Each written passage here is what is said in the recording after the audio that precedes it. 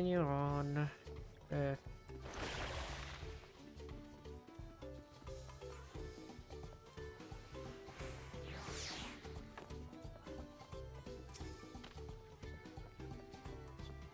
Gathering the Uyu bow was a trial in of itself. At first, Wook Evu criticized everything I did. He suddenly yelled, "I've spoken ill of the third promise and I must punish myself," and proceeded to slam his head into an Uyupo tree. I told him not to worry about it again.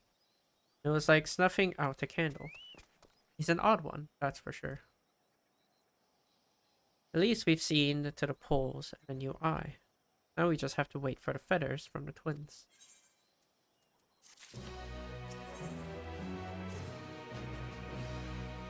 We should get some rest before the excitement begins.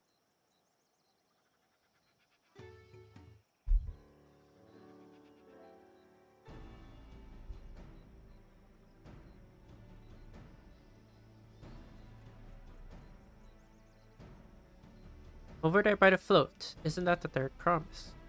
And the rumors are true. He's trying to complete the feat of reeds for reviving Ihihana. The festival is a prayer for healthy crops, but does she honestly believe that will be enough to save our harvest? The second promise, meanwhile, barely glanced at the fields before leaving Okanu altogether. Mayhap we ask too much of our young claimant.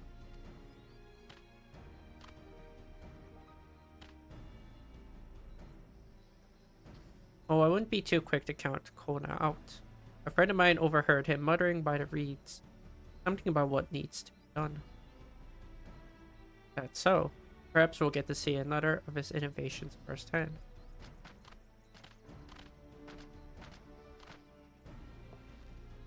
That sounds like our Kona. One look at the reeds was all he needed to think up a solution. Be that as it may, our own solution is nearly ready. Indeed, as soon as the others get back, our long-awaited festival can begin.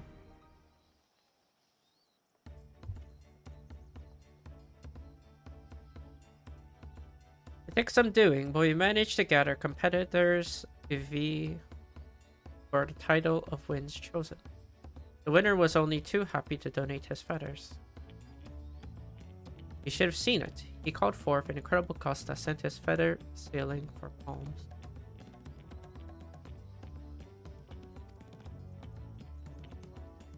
We had a turn ourselves, but it's more difficult than it looks. Poor Aaronville twirled in the air for a moment before landing on his foot. I'm a gleaner. Magic is not part of our training. As for us, we brought the wood and the gemstone replacements crafted by Wook Evu. All that's left is to attach them. Has it been decided who will ride the float? Papa was a guest of honor last time I was here. I remember being surprised they could even lift the thing with his hulking weight on top of it. The rider must be a personage of great esteem, which is why an invitation is usually extended to the Dawn servant. This time, however, I have another in mind. Oh, who is it?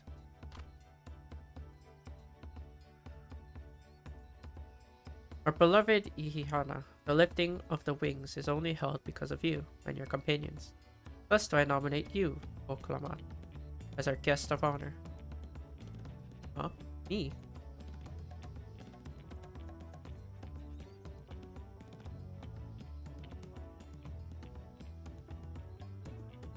This won't make me seasick, will it? I don't think so. Then weigh anchor. I can hardly refuse a request from one even more enthusiastic about the festival than me.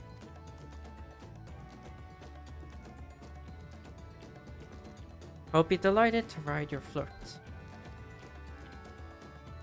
Thank you, Woklamat. I have roles for the rest of you as well. We'll be carrying the festival float in a slow procession towards Ozan Osan Waki, where the sacred likeliness of Iksahi is ensconced. What I'd like you to do is clear the path of dangerous wildlife so that the procession can move along unaided. Consider it done.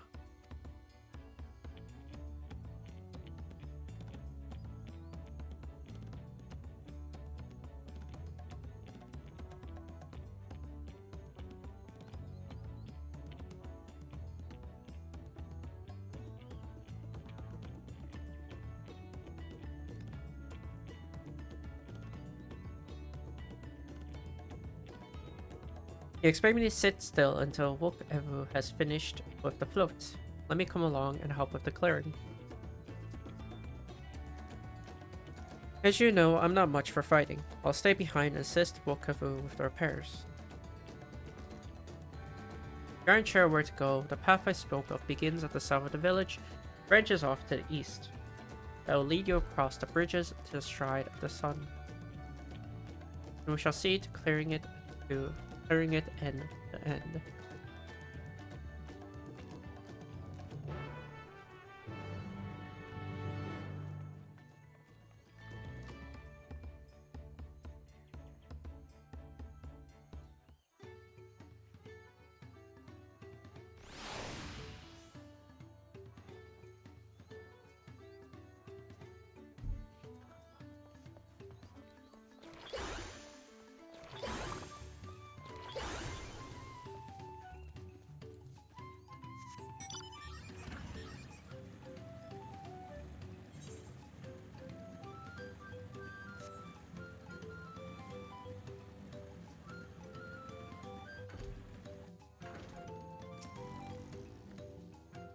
Weapons at the ready. We'll make short work of this task. If the float functions as I think it does, I would not be surprised if it were attracting the concentration of Aether would be irresistible lure. The degree to which Wook Evu pursues his interests is remarkable. Apparently his studies of Kozama Uka region were so invigorating that he decided to move here and immerse himself in the culture. As Linu Hanu said, Osan should be down this way, then off to the east where the path branches. And something about bridges and the stride of the sun. Anyway, let's split up and get to work. Once you've called all the threats you can find, we'll meet up in front of Kiksai He.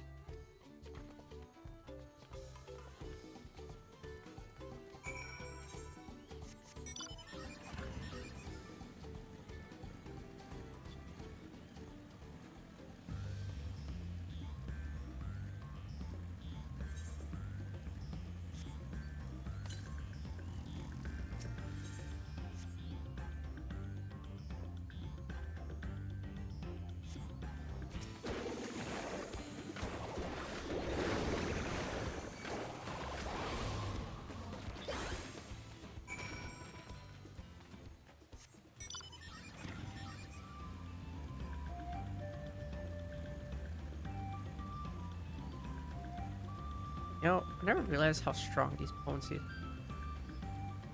Actually, really high. How strong the potencies are in these abilities.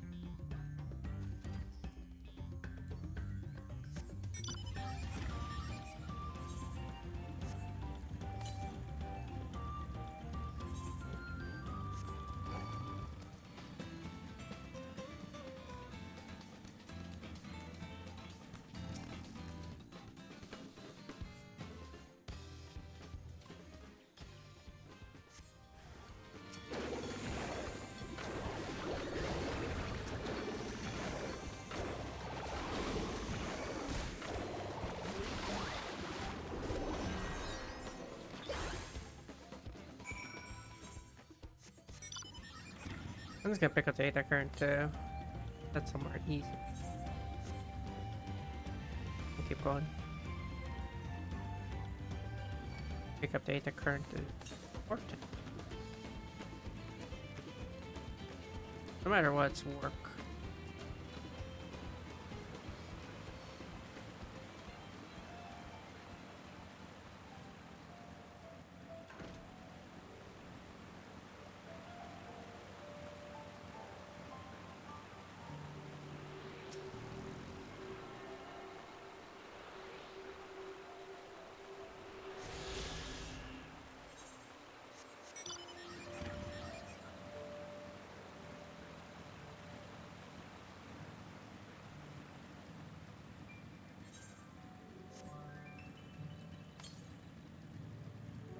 Southwest 1,000. Okay. No, nowhere near. 1,022 was like Narnia. So far away. Not need to worry about.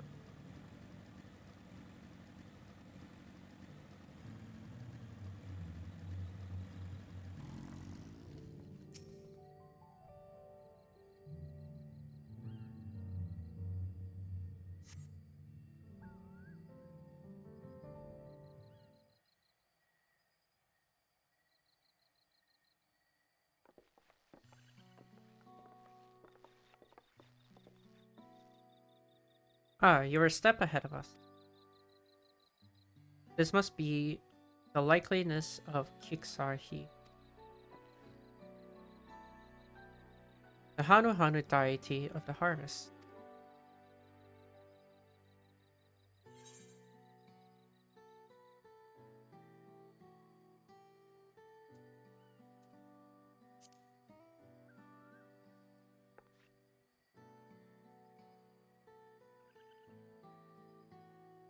One of the ancient creations. It is possible a vestigial memory of that time appeared. A subconscious recollection from the inheriting soul, providing the basis for an entirely. I have no idea what that means. As far as I know, Kiksahi was worshipped on another continent. This ancient faith was then brought to Tural by the first Hanu Hanu. The Hanu migrated here from another continent, and mayhap the two do share a common ancestor. It's all very fascinating, but shouldn't we be getting back to Inu Hanu? You'll want to know the path is safe for the procession. Right, and I need to ride the float. I'll run ahead and tell them we're done here.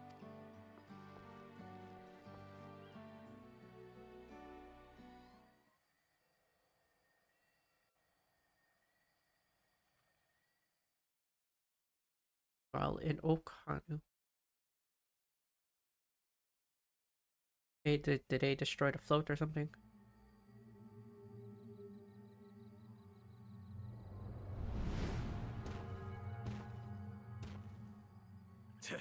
Not sure we heard you right, old man.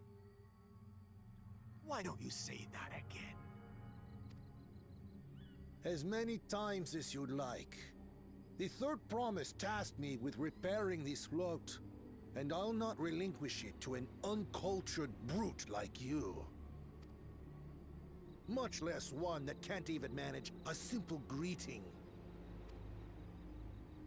We wanted to handle this in a civilized way, but we're more than willing to kill you.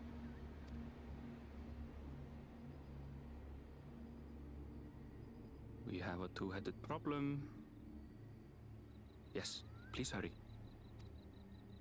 She's on her way back already? Stand back, Wukevu! I will protect the float! Are you trying to be brave, little bird? I could never have repaired the float alone. Not properly. But thanks to Wuklamat and her friends, we can hold Ihihana again! This is a priceless treasure!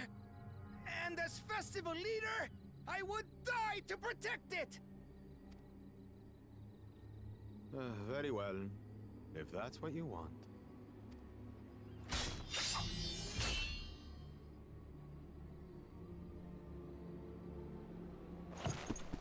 I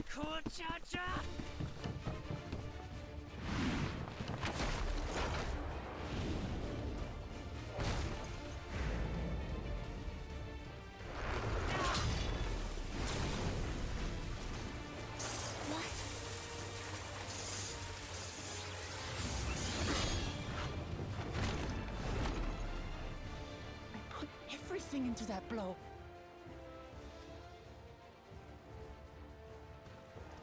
Good. The better for you to understand the gulf between us. But you need more lessons. We'll carve them into your mangy hide until you cry and beg forgiveness.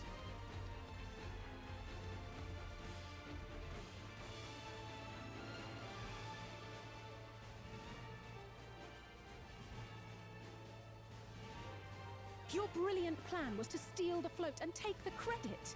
The so-called blessed siblings are nothing but cheats. Your scorn is sweet music. Come, weaklings. We'll crush you each in turn.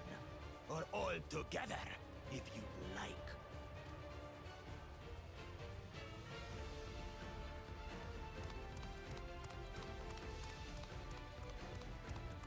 Calm yourself, Chosen One. If you fight in earnest, this will end in a massacre.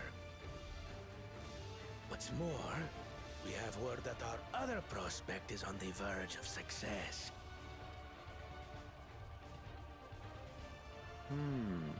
Then it would be foolish to expend effort, sweating nuts. Lucky for you. Eh? Wow. What a tease. I was ready to beat this fool. Man. Ugh, two heads. I see Mamuk still clings to that loathsome hope.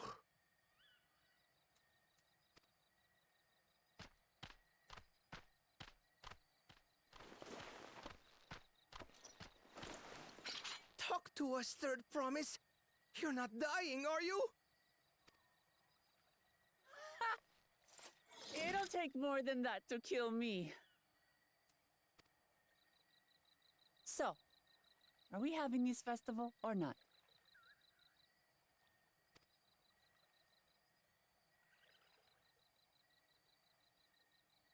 Yes! Yes, we are!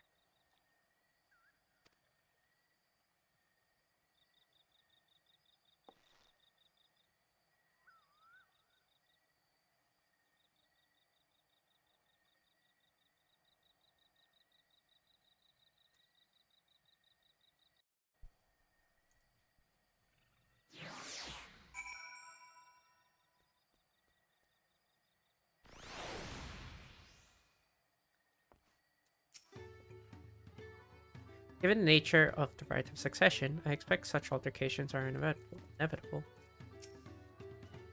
I'm thankful we made it back before anyone was seriously. He waited for us to leave so that he could seal the float. A coward and a thief. I'm glad we kept the float out of Bakul Jaja's clutches. But gods, he brushed me aside like I was a bothersome gnat. I've learned one thing in life, it's that poor manners often betray poor character. A tense encounter. I'm thankful Alphino thought to share those link pearls. Thank you for coming to our rescue. I tried to protect the float, but against that two-head, I may as well not have been there at all. Nonsense. You stood your ground and brought us the time we needed to make it back. You're incredibly brave.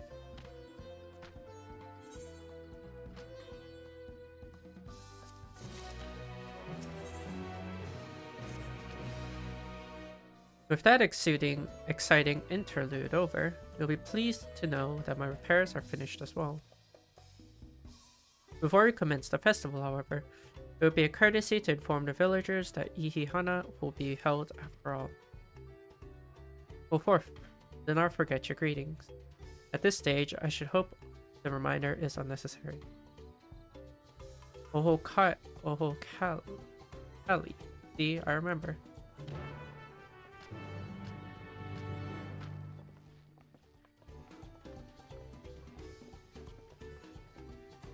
Chat mode, say in your keyboard or the software keyboard to enter the phrase containing the words Oho Kali. Greet the Okanu villager.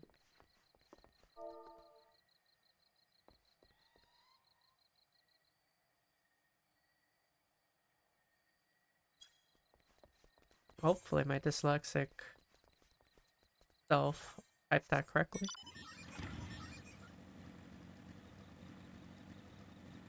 Because, I'm bad at spelling. And often get letters mixed up for some reason. Hehe.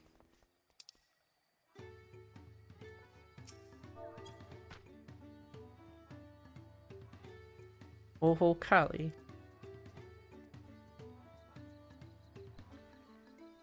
What? The float is fixed. Our fallen friends would be glad to know that Ihihana will soon be underway. They have wanted us to honor them with celebration. Now let their loss deter us from it. I must go and enjoy the festival for those who no longer can.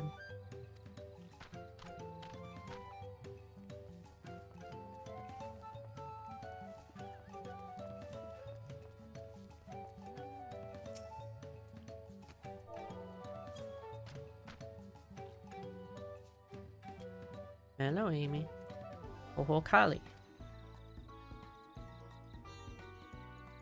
The festival is about to begin. What do you expect me to say? Besides, of course I'll be there. Cleaning up the storm's aftermath may have been hard on us all. The lifting of wings is tradition, and a joyous one at that. I won't sit here brooding my days away. Give me a moment to get ready.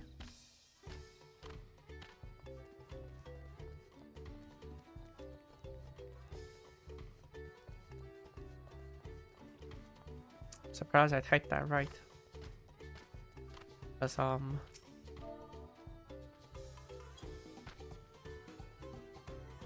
of those words look close to each other. Oh, Kali.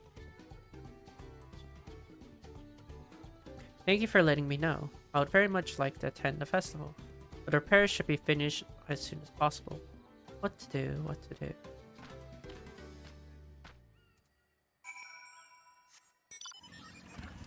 No. Are they gonna teach us that reading? Or is that gonna be... they're not called beast tribes anymore. What are they called now?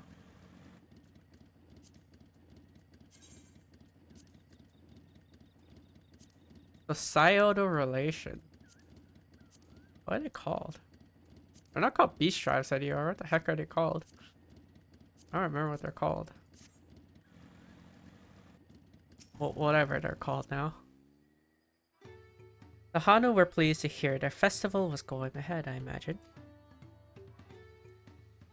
That as well. Once your friends return, the lifting of wings can begin at last.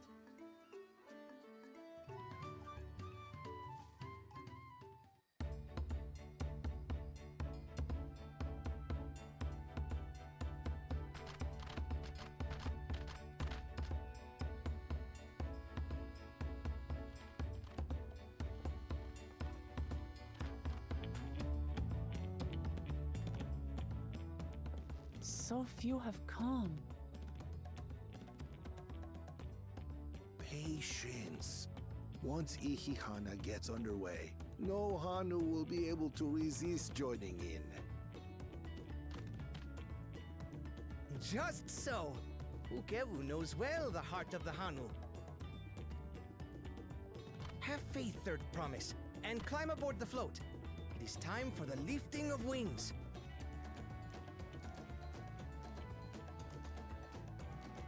Right. Off we go.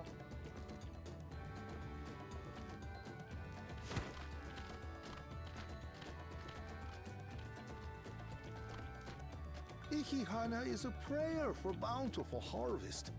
But this is not its only meaning.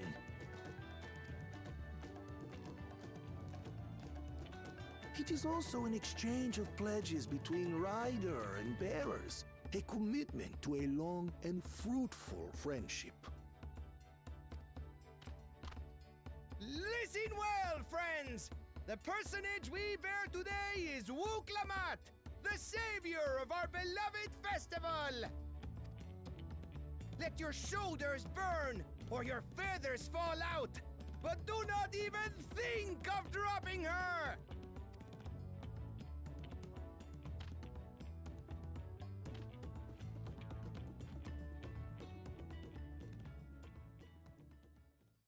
Ready and...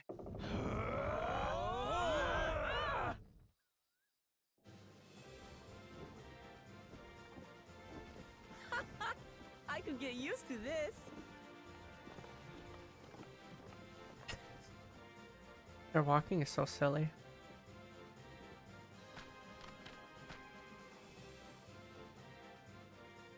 It looks so silly. Will empty bellies stop you from joining in the fun? Come and help us carry the float!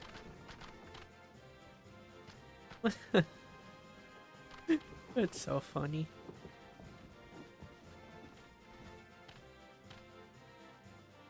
Well, well, well. To see the day that Dawn's promise would ride our boat again. We've not had the honor since you were here, Gulul Jaja.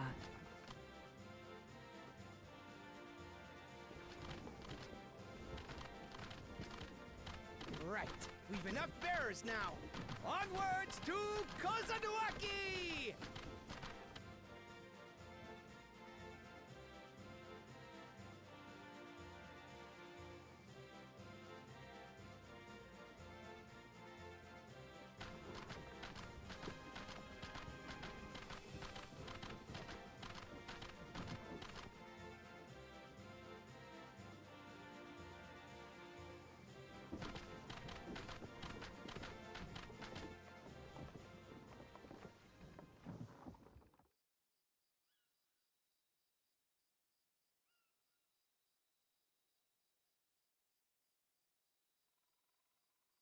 Watch well, for you are about to bear witness to the true glory of Ihihana.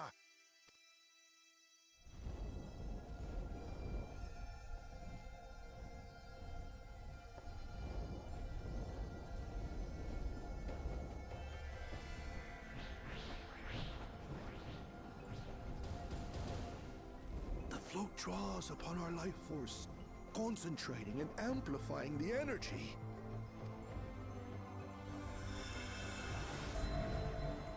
Keshaihi then receives that energy and expels it in a great burst, where it showers down upon the land to replenish its vital currents.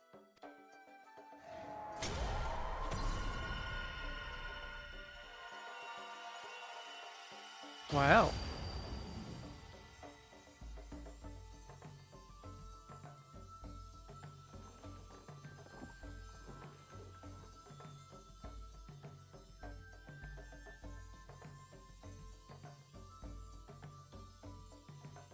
I didn't expect Elias to shoot a laser beam.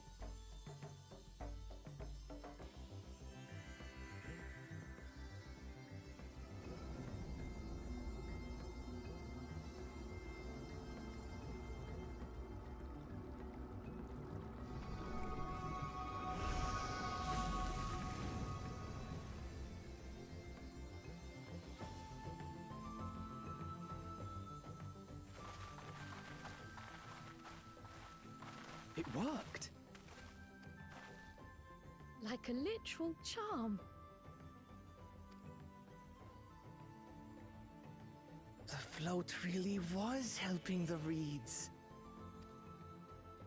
That was amazing! To think that such a thing was even possible!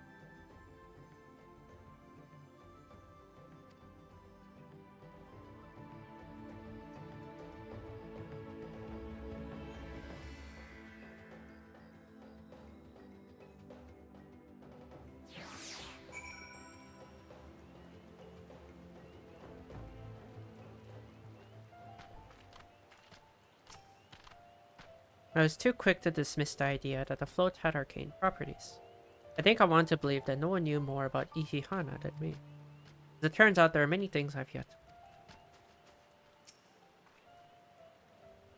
I'd like to take a turn riding the float. What?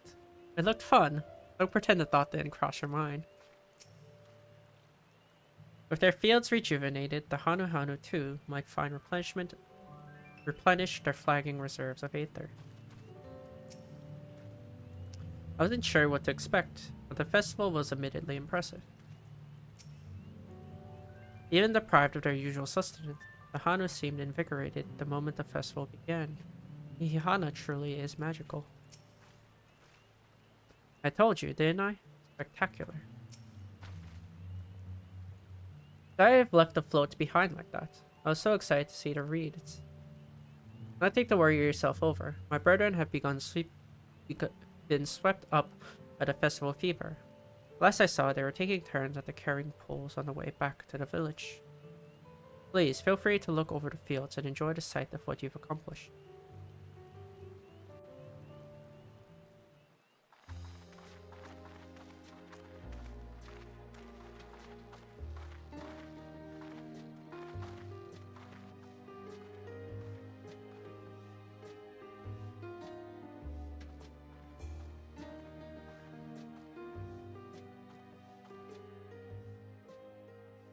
Some of them still look a bit sickly.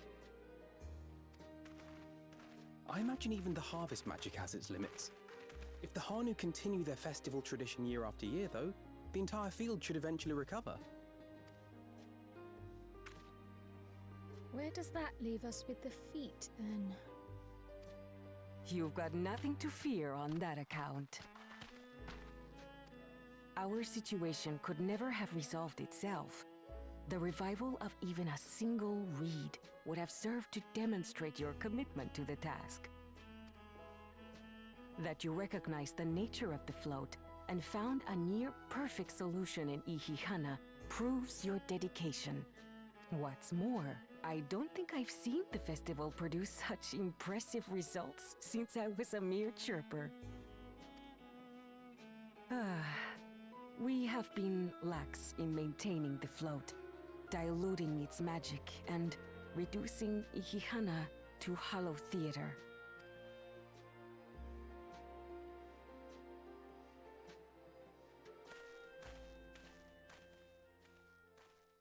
Connor!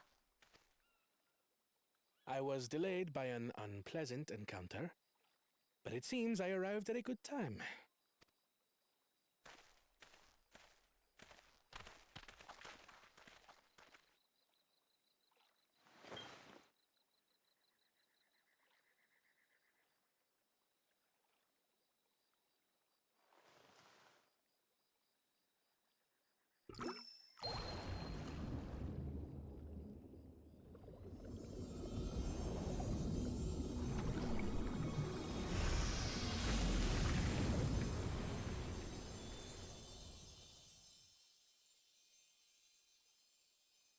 Oh, isn't that wonderful?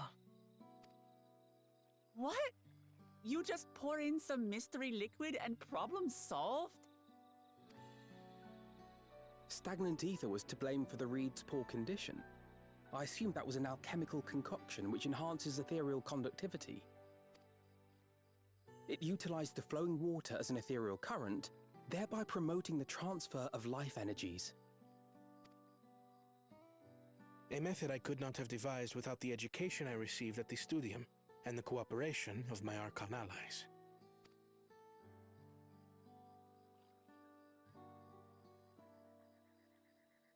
Archon allies? You see, Lamachi, this is why we need to embrace foreign knowledge and technology. Employed appropriately, they make light work of what would otherwise be arduous labor. There's no need to lug around heavy floats. Well, you always were the clever one, brother. Your approach was no less effective, Wuklamart. It achieved the same result. Indeed it did. And you enjoyed the festival, yes? I did. It was so much fun.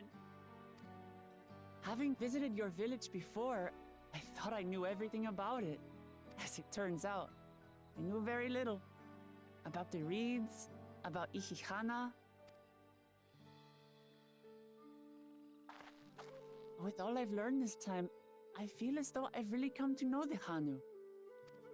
And I like you even more now than I did before.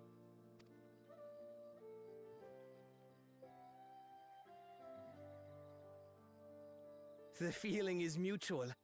And it's not just you who had a lot to learn either. I'll never look at our float the same way again. The two of you have exceeded expectations. Come forth and claim your stones.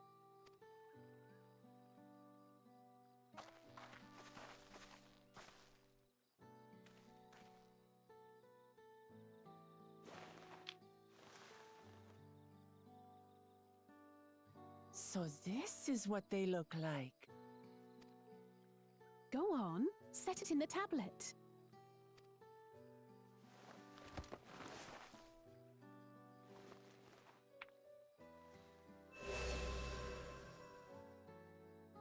A perfect fit. That leaves 6 more. And on to the next.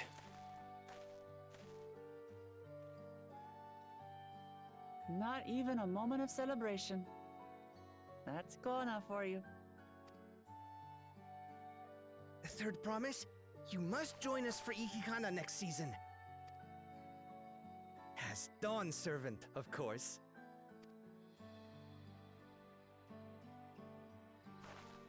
Right. It's back to Tulihiola for now. Thank you for having us. I look forward to seeing you all again.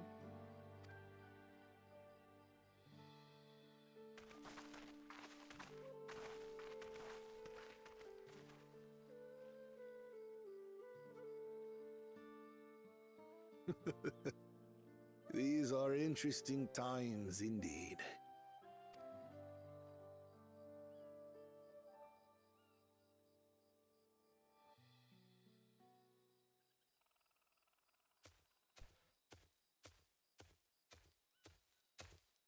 The concoction was brewed by Kona himself.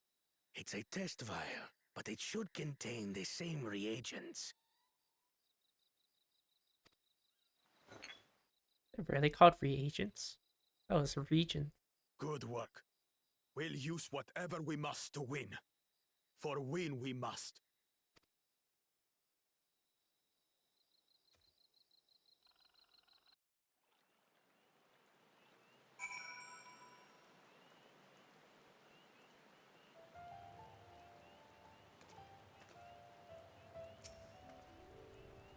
Where has Bakul Jaja gone, I wonder?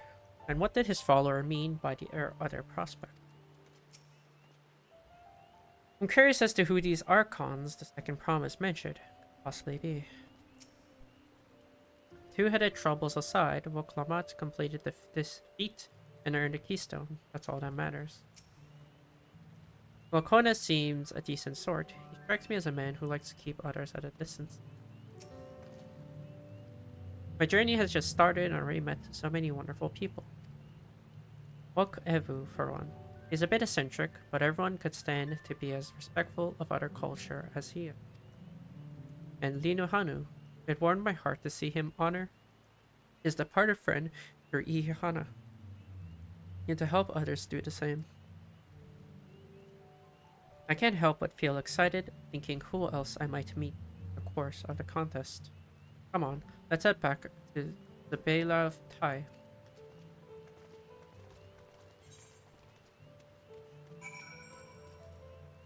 Oh, meet our current quest, maybe.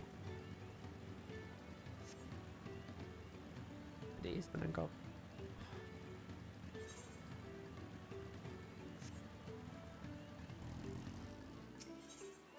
Yep, 8 our current quests. You're Woklamat's companion, aren't you? Kiksahi smiles upon me. I had hoped the great bird would guide one of the villagers' saviors to me.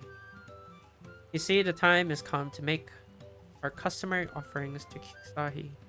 It's a ceremony we hold dear, and I would invite you to participate as an honored guest. You would join us then? Oh, that makes me so happy. My feathers are standing up straight. The traditional offering is a fruit that grows to the southwest, and they must be so ripe that they fall into the earth. Gather 3 and deliver them to Lanuhali at the shrine.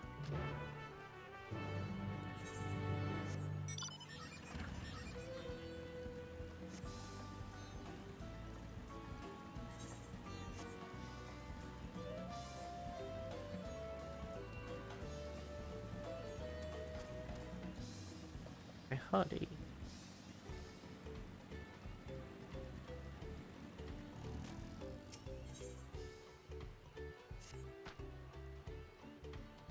Oha Kylie, Tulky. Of course I know your name. Who isn't familiar with Woklamat's companions? Not to mention, your friends can't seem to go a moment without mentioning. Ah.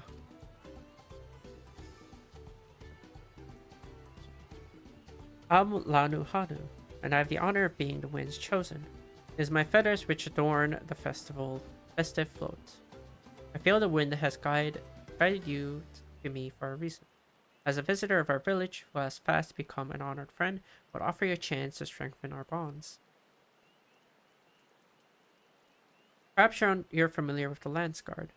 It is a customary among the Wind's Chosen to save their molted feathers, present them to these brave protectors as gifts every years.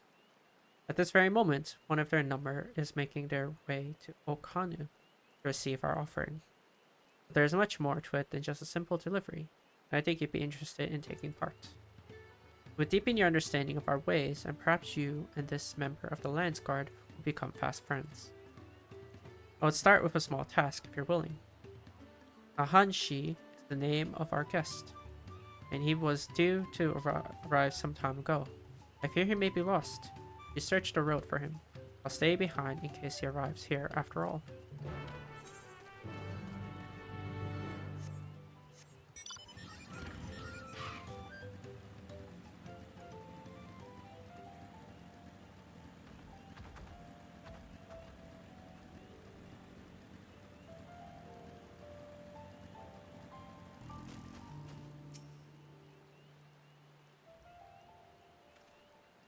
You're looking for me. You're not a Hanu Hanu, unless you're molting something awful.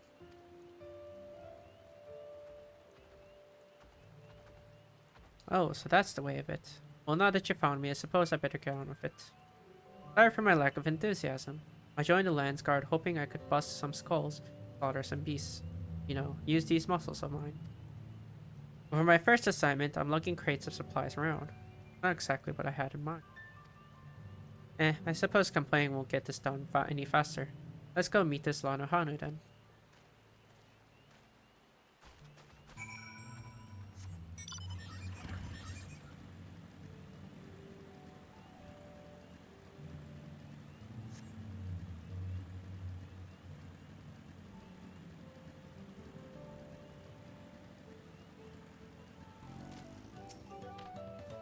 You found him. Now we can begin.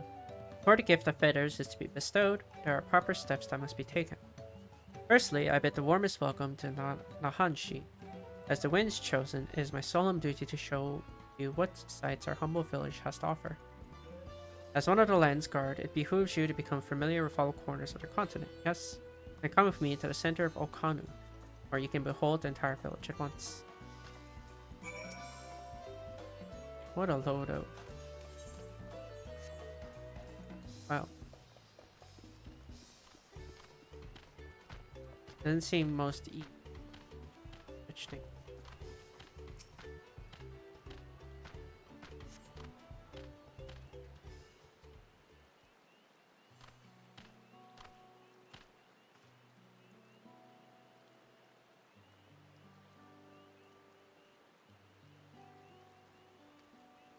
Take it all in.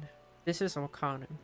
As you can see, our homes are made from wood and reed, both of which the forest blesses us with in abundance. But nature's blessings are to be treated with care. or dry reeds can easily catch flame. And if they do, we risk setting our entire village alight. Building waterways through Okanu is a way to protect us for some reason, but aquatic beasts can travel them as well. And when these beasts become too great in number, we beseech the Landsguard to call them. Do you know? I always thought hunting duty was just a way to keep us sharp. While I'm here, I'll make sure nothing troubles you. All of Okanu would thank you. And now for the reason you came. The feathers of the winds chosen. They're used to adorn the equipment worn by the Landsguard.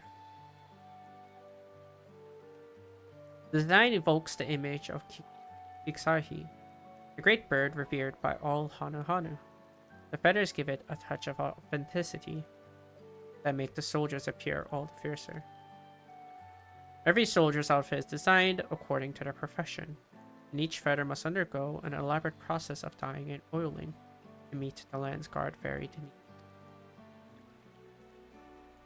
Without further ado, I first ask that you come meet me at the gate to the southeast. Fine, I should warn you. I'm not known for my delicate hands.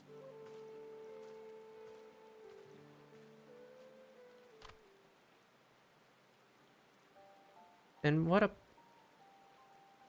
That went about as well as expected. Just stay behind a moment, Tulky.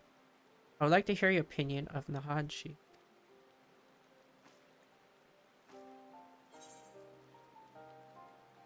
He really doesn't want to be.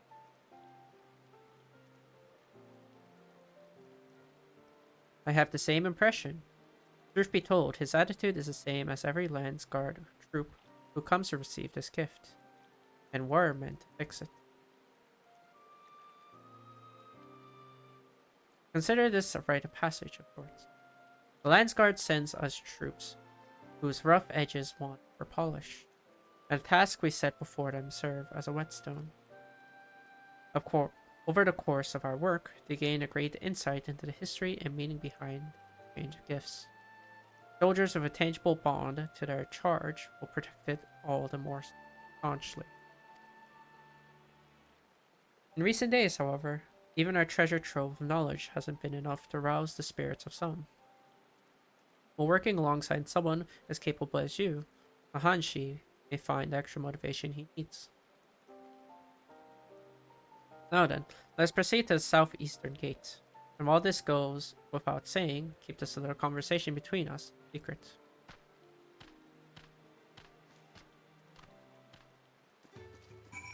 Poor Hoodie's getting rained on.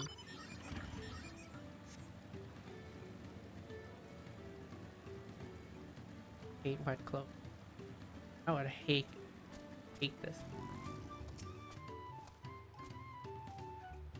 What'd I do to deserve this? Now I know why my superiors were snickering behind my back as I departed. The Hanu Hanu might think the spirit god is worth all this trouble, but I just want to get it over.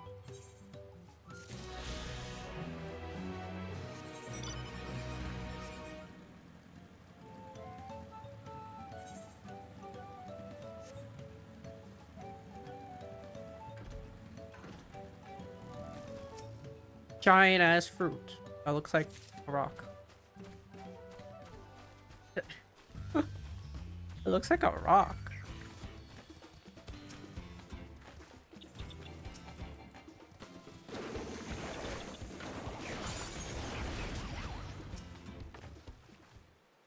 God, my eye level is so high that they're just dying so quick.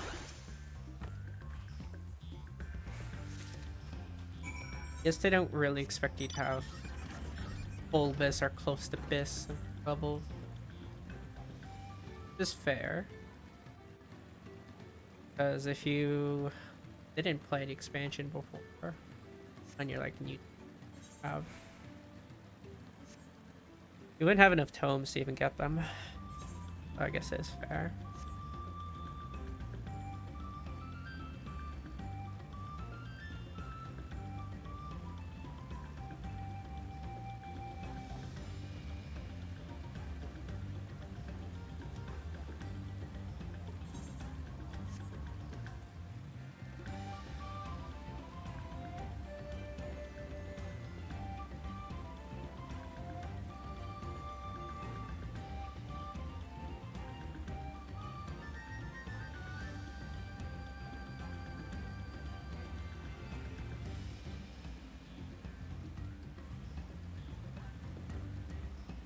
I will say the game does look a lot better.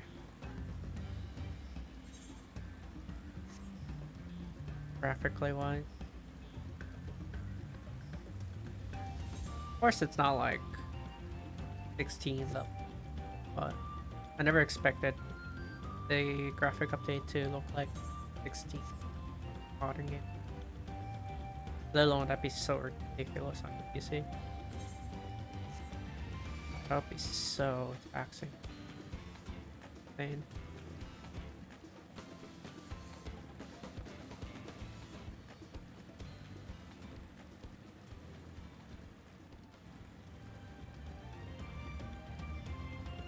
All the way up here.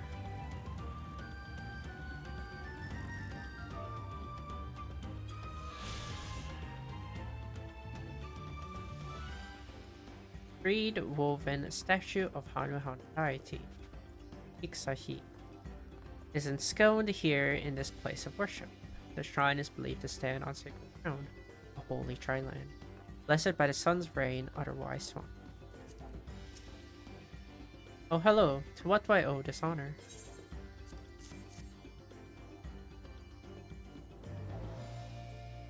Ah, Iksahi will be most satisfied with these. They are more than an honored guest, at the very heart of the ceremony. After efforts to bring Ihihana back to us, Iksahi is doubtlessly overjoyed to see it grow. The fruit shall bear a powerful blessing indeed. Now you must take this previous offering back whence you came.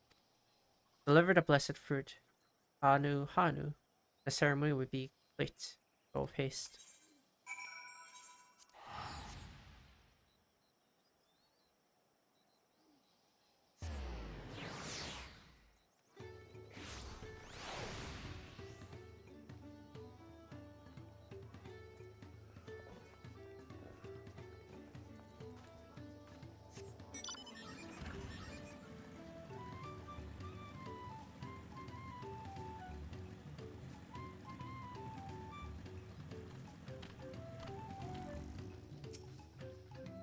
Welcome back. Was Lanu Hali impressed with your offering?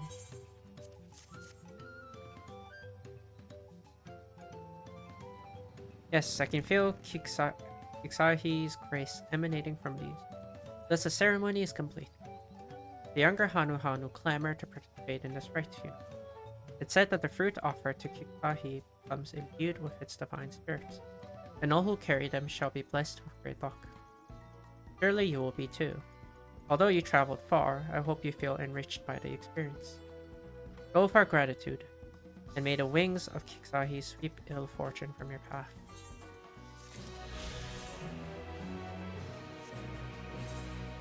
Nice.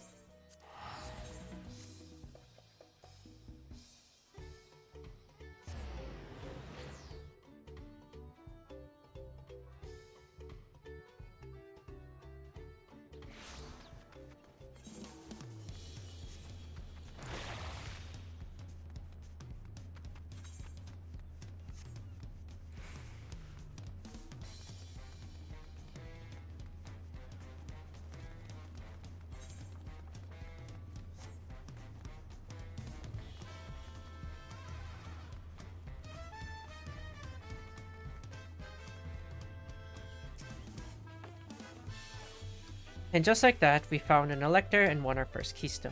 I knew I was right to trust your instincts. Come on, let's keep things moving. March onwards to Rokopacha. Chances are good we'll find the elector there as well. Before we do anything, however, you'd see what our opportunistic fellow friend has to say.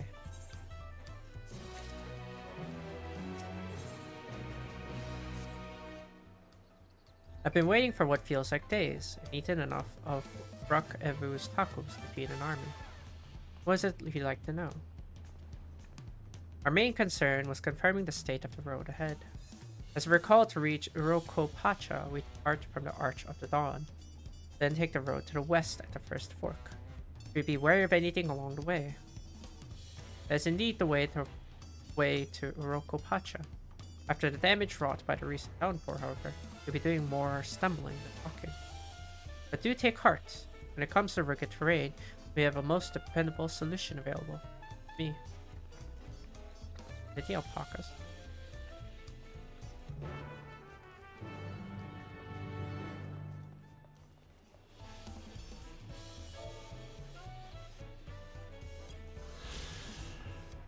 Bayside Bevy. Playing host to a never-ending stream of customers. The largest marketplace in Tuliolol, replete with goods from every corner of Rawl. Proximity to the harbor ensures the cargo unloaded from the boats and barges can be transported directly to the shelves of local merchants. Oh, it is the alpacas.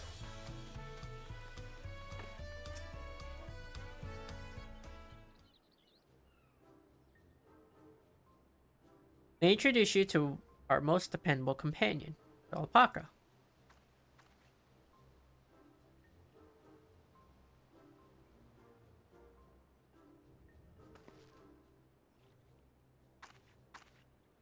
These animals can traverse Rocopacha's steep mountain trails as if they were gentle fields, and all while carrying heavy loads.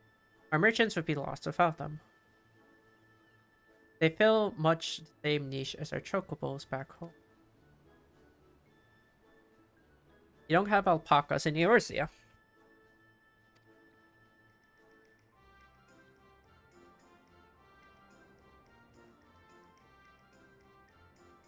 Alpacas are native to Yogg-Toroil.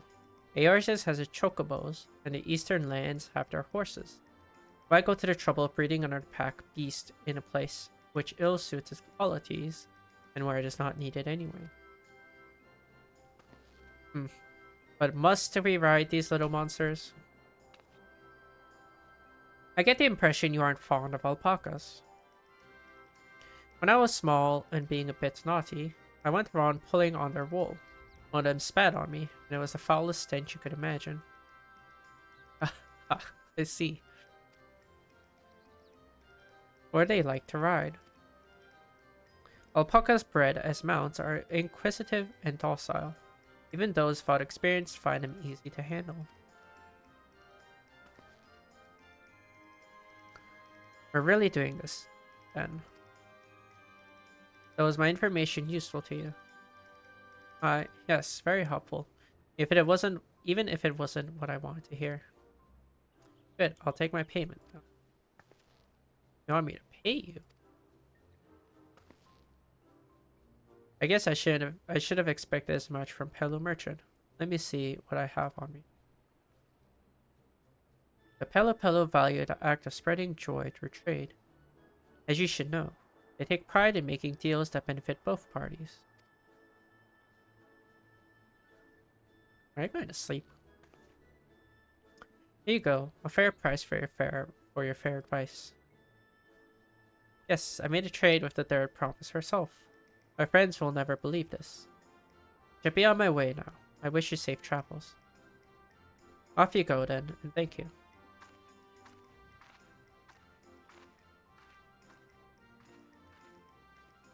I better not get spit on again.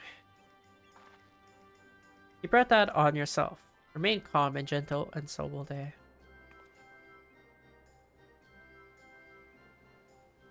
I'm so not happy about this, but if we need to ride alpacas to reach Rocopacha, then that's what we'll do. Do we get them as mounts?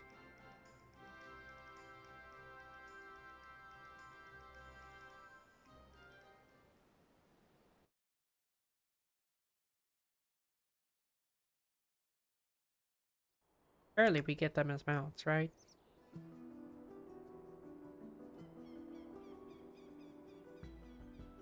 Turali poets of yore sang of a mountain that would stand tall, even should all other lands sink beneath the sea. Hey, it's Texas. Indomitable and eternal, it arises from Urcopacha, the 100 peaks of time.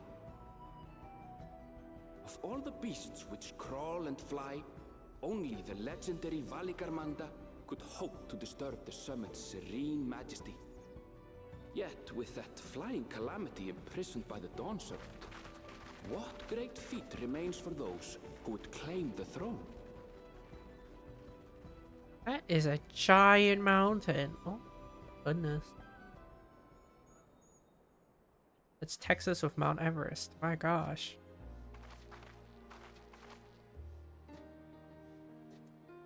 So this is Urkopacha. I've never actually been here before.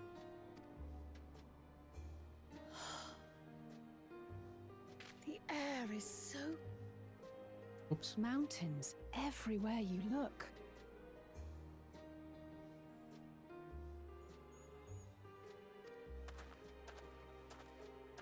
That one massive peak in particular has quite the presence. It puts me in mind of Som Al. That is Workor Sormor, the tallest mountain in Yogg-Tural. Its sheer height makes it an imposing climb. But there are other reasons the ambitious keep their distance. Oh? Do tell. Where to begin? Excuse me, but you're Wuk Lamat, are you not? I hadn't thought to encounter one of the Dawn's promise here of all places.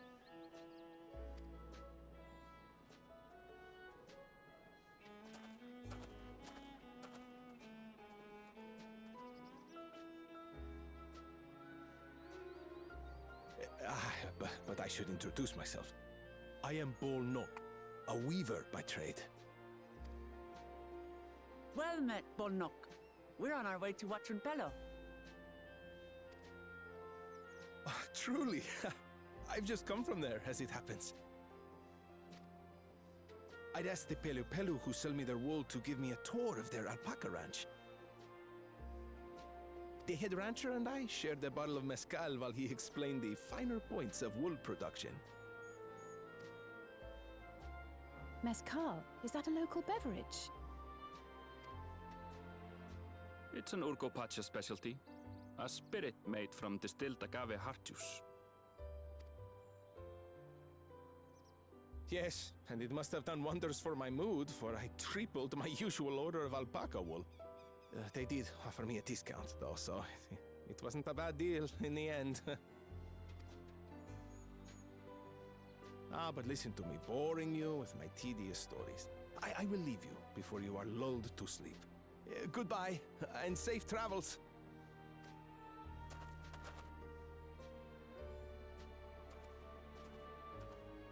Oh, silly me. I almost forgot to say the thing I actually wanted to say. Peace for Tural. I agree with your vision, Third Promise. You have my support in your bid for the throne.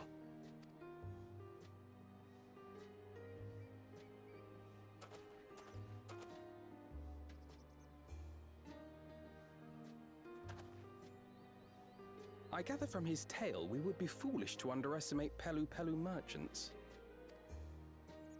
Yes, they do more than run the markets in Tuliyollal. Pelu Pelu peddlers can be found everywhere in Tural, traveling from place to place on their sturdy alpacas. They are effusive and engaging speakers, and many's the customer who's been talked into spending more than they bargained for. They won't find this customer so easily charmed.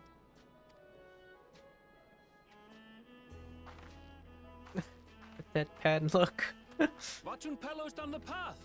Off the main road! Don't get lost! It's right there!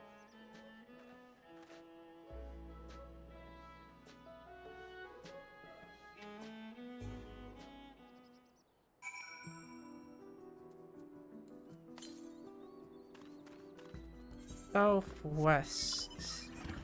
Fine. A little bit. A detour.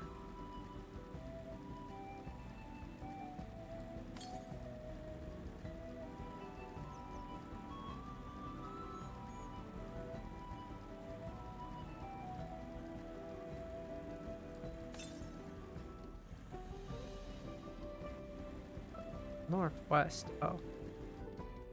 Out of direction.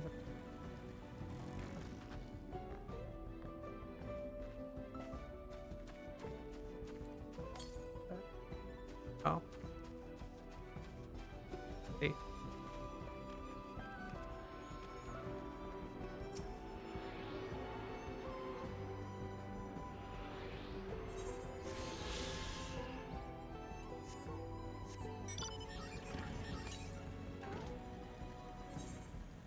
south. 200.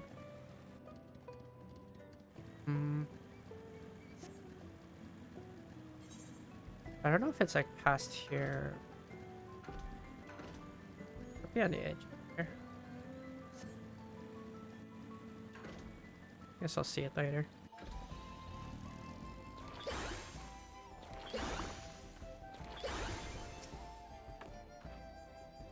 I could see more buildings down the path Bolnok was taking.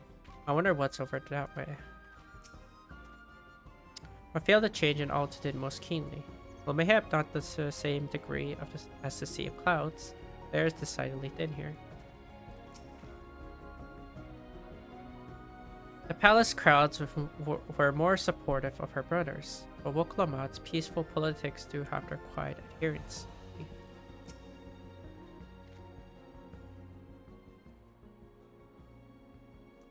This is it. Wachun Pelu, home of the Pelu Pelu. Woklamat should have arrived before us.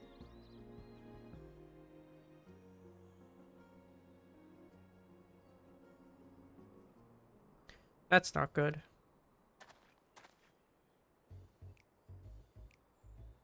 You've come all this way for the right of succession.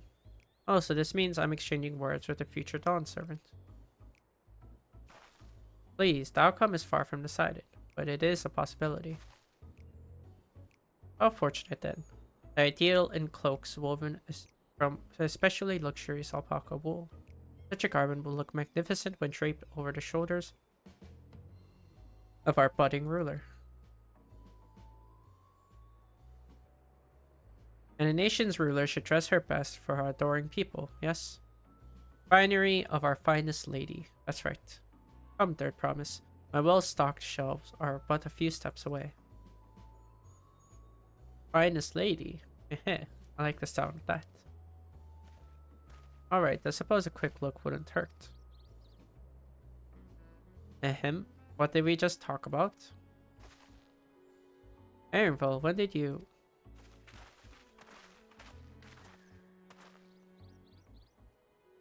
Ah, a Shantona from far off Zaktural.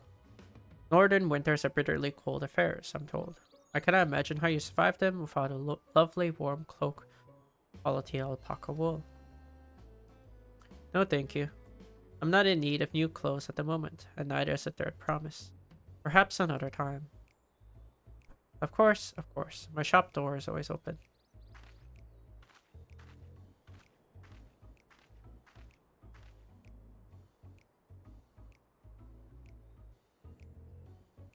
You're saying something about not being easily charmed.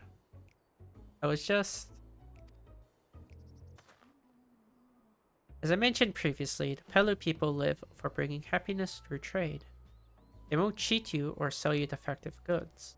They will, however, disarm you with deft turns, phrases, and unwitting customers like Woklamat fall prey to this affable approach time and time again. Your only recourse is a clear and firm refusal. They won't pursue the matter should you make your disinterest plain. A valuable insight into the minds of the Pelu Pelu. Let us all take Aaronville's words of caution to heart.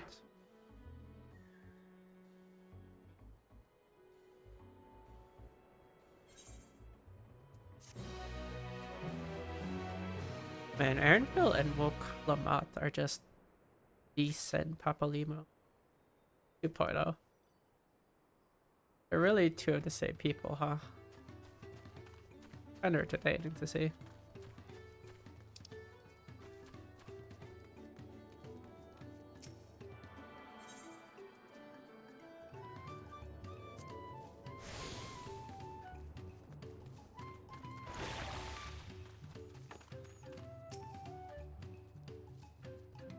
I swear I let her out of my sight for one moment. Woklamat is lucky to have Aaronville. Everyone, royalty especially, needs a friend unafraid to chide them when the need arises. It seems the Pelu Pelu are also partial to coffee. All these houses and buildings made to Pelu Pelu size. And mine too, come to think of it.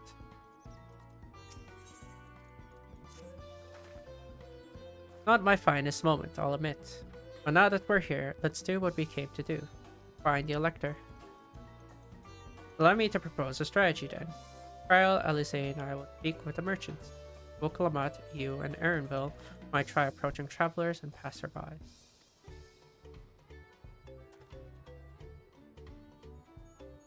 Tulky, pray investigate any of the other establishments which catch your eye. Should we learn aught of use, let us relay it to the third promise.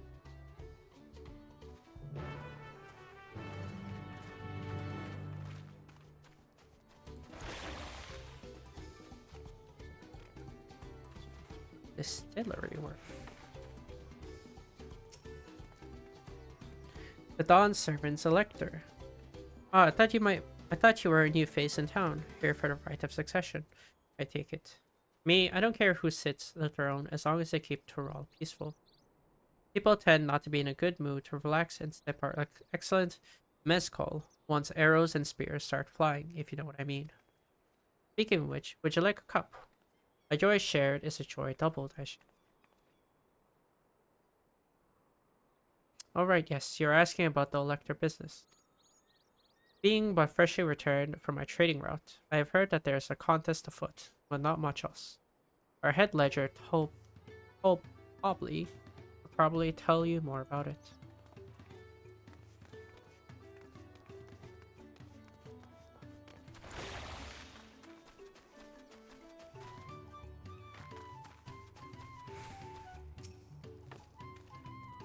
Electors? Oh yes, I've heard all about the right of succession.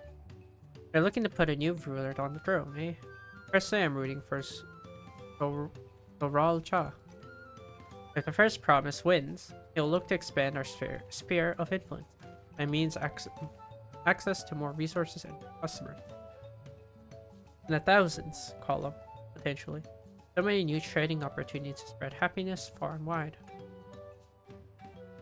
Others have been coming around to my way of thinking, so I've begun crafting goods inspired by the resilient sun. Would you care to purchase something? No, I would not. Very well. You said you want to know about the Elector. Could help you, but I won't. I can tell you're no supporter of Soral Cha or his policies.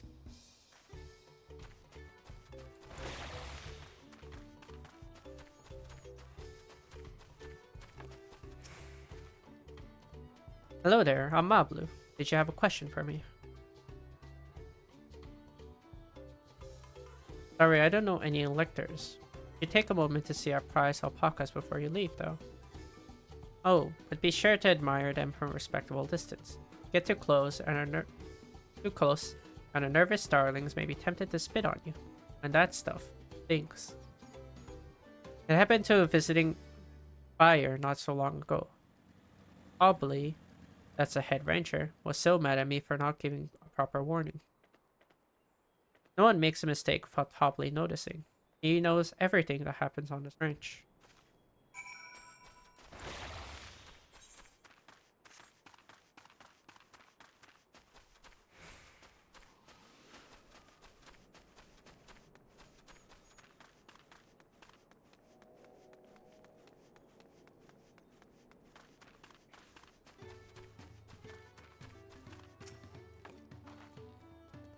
You really have to watch yourself around these silver-tongued peddlers.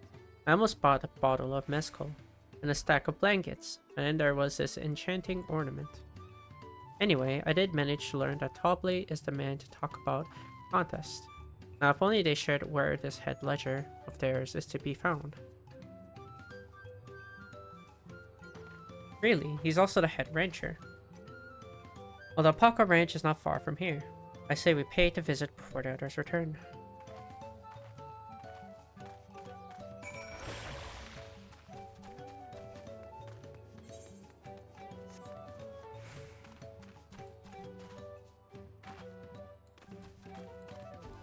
It just came from there.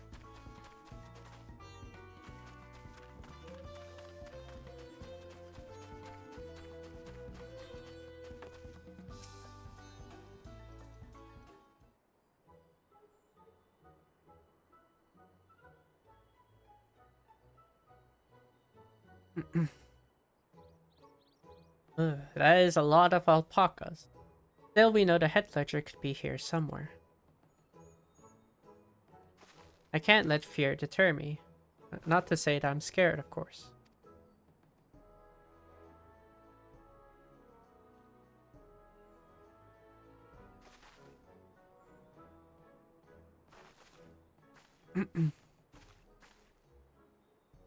Excuse me, is one of these workers Tobley?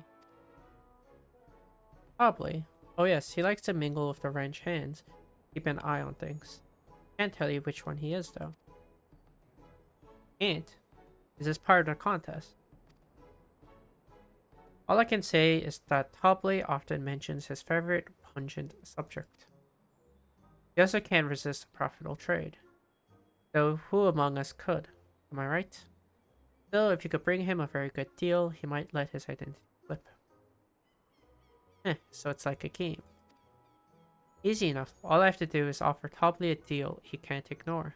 No problem at all. Well, maybe one problem. I don't think my purse is deep enough to pay everyone we think might be Tobley. So let's ask some questions for us to narrow down the field. Great. We can meet back here and share our impressions.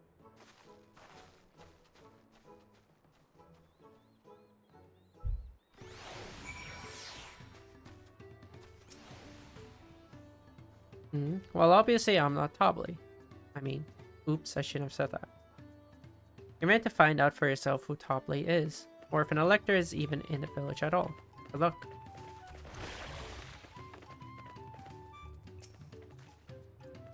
You think I might be Tobley? Aha, well maybe I am. All I will say is that in this village, none have reared more alpacas than I.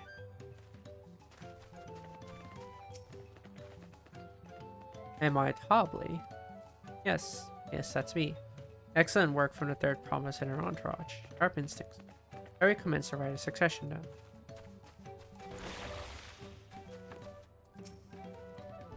Ah, a visitor from across the salt, if I'm not mistaken.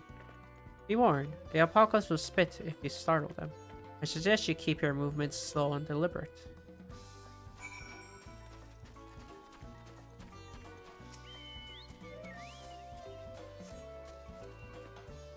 Well, I think I know who it is.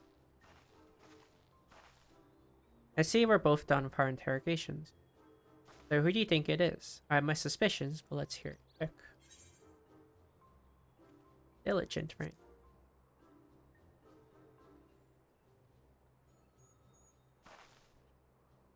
Ah, the worker's so intent on stable chores. I had my eye on that one too. Time to rip off the mask of our mystery ranch hand, so to speak.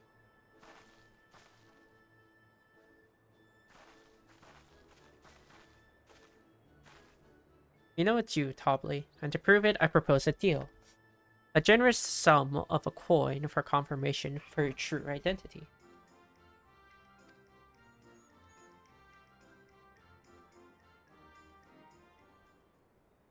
An offer I gladly accept. As you have correctly guessed, I am indeed Tobley, head ledger of Wachunpelo, and head rancher of the family ranch. I also am one of Golul Jaja's chosen electors. Aha, in a place featured in Tuliola Saga. Just as we thought.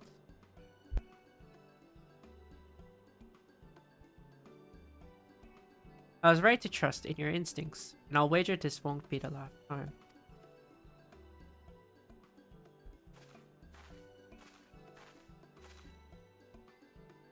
She found you out fair and square, Tobley. And I'm glad she did. Would have been a pity had her bid ended here.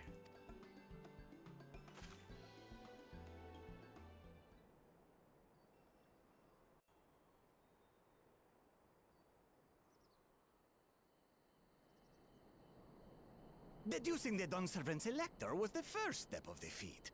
Too simple a task for this aspiring ruler, eh? Right. Not hard at all. I did not expect that kind of voice to come out from him.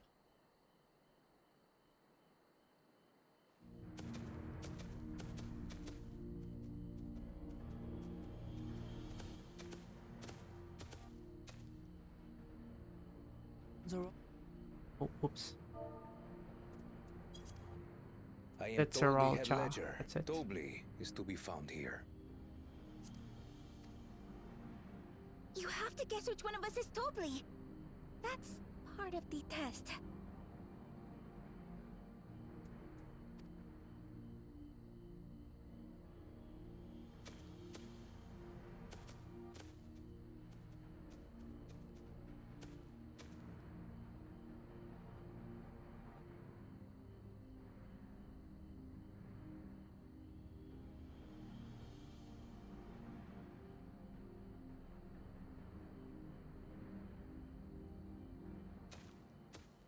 You're Dobly.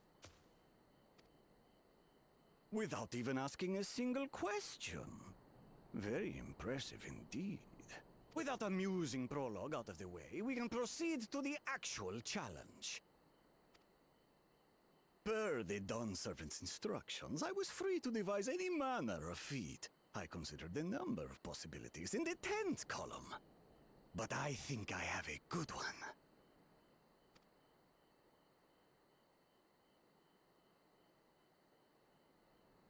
You must go forth and capture for me an alpaca.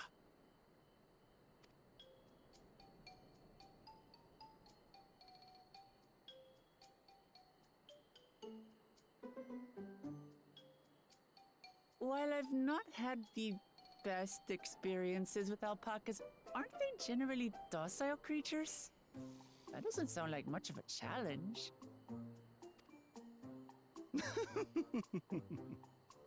Bring out the example!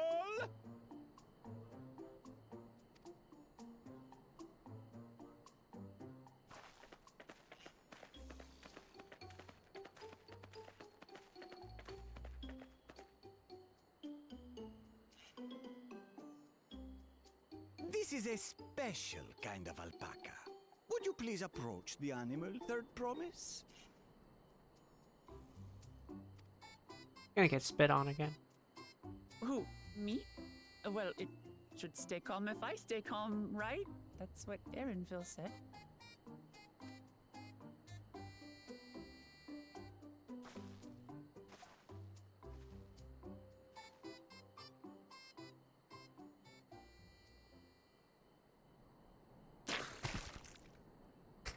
Ah! The little I knew monster it. spat on me! Ah, oh, that stinks. I can't.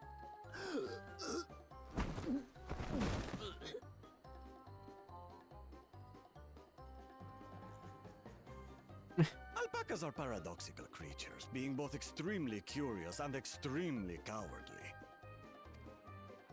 Press your luck when they're frightened, and you'll get a face full of spit, as you've all just witnessed.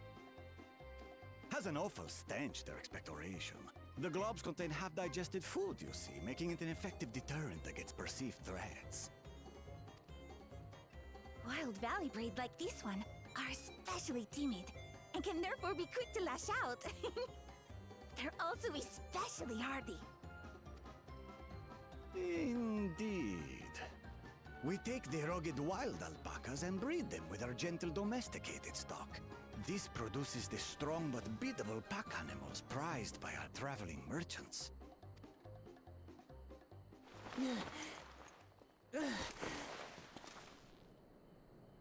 That's all well and good, but did I need to bathe an alpaca spit for you to make your point?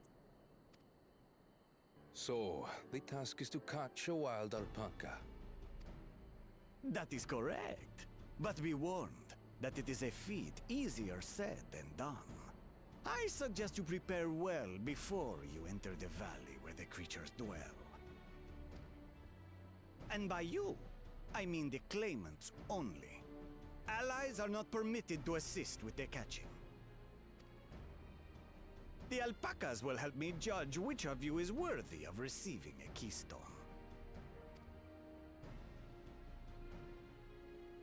So I'm to chase down a fluffy, spitting demon, and that somehow proves I'm fit to rule?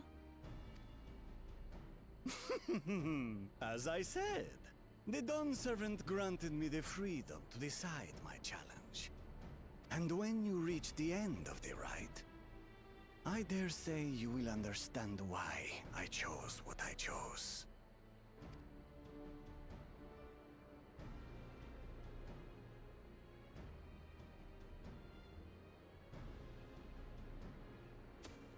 Very well. This won't take long. Wait! Didn't I warn you this was easier said than done? There are preparations to be made, factors to consider. A beast is a beast. All yield to strength.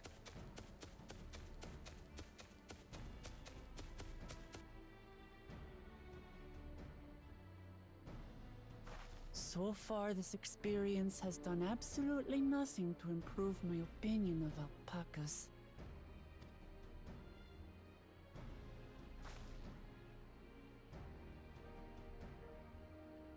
But that doesn't mean I can't do this.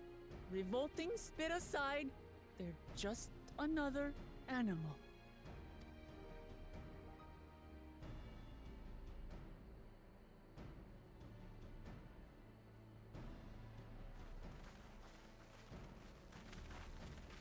Are you all right, Orclamat? We thought we heard you scream. The third promise does not scream. It was more of a startled yelp. Scream, in other words. Oh, those two.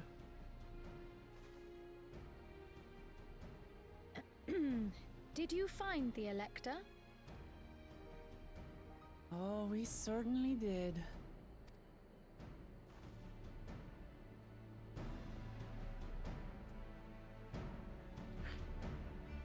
Oh, those two's dynamics. They really are just decent properly.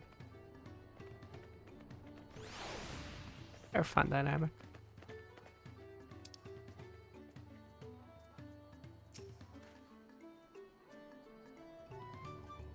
I did say remaining calm was key, but the same rules don't apply to wild alpacas.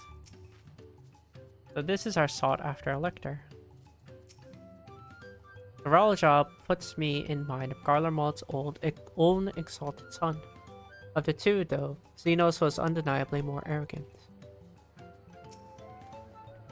Judging by the volume of Orclamat's scream, alpaca's expectoration must have a nasty odor.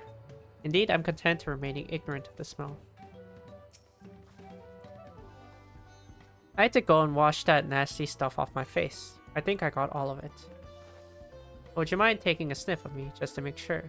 The stench has ruined my sense of smell. Hey, I saw that look.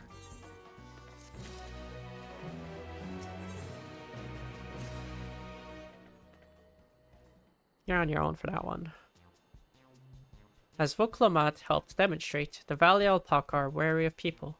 Being close enough to catch one will not be an easy task. You might have warned me about that earlier. I have enough trouble with tame alpacas. How do you expect me to wrangle a wild one?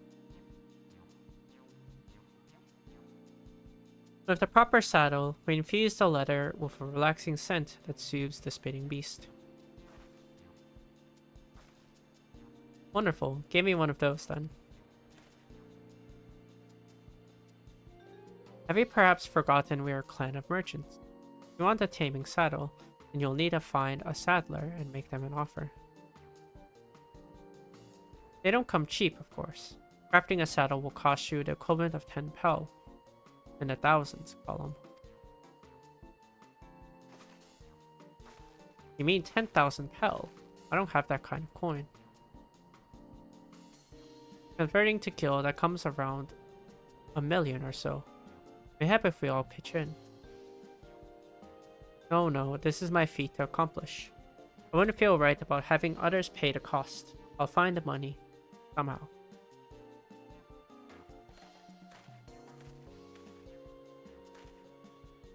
In that case...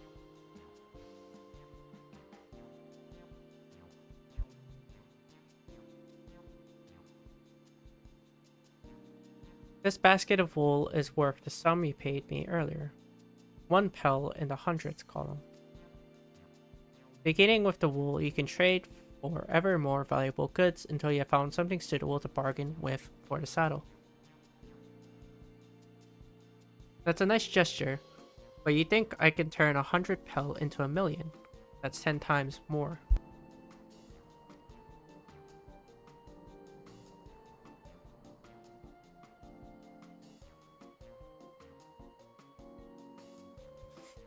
We need 10,000 pel, not 1,000,000. So we're looking for 100 times more. Alright, I panicked and got it confused with Alphino's Million Guild.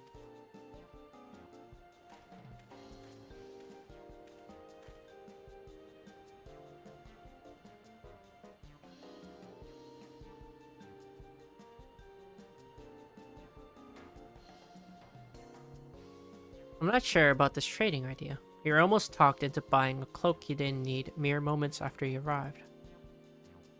But I hate it when you're right. Then let me help you with deal making. Oh, hello again, Mablu. I work here as a range hand, but I've also learned a lot about peddler profession.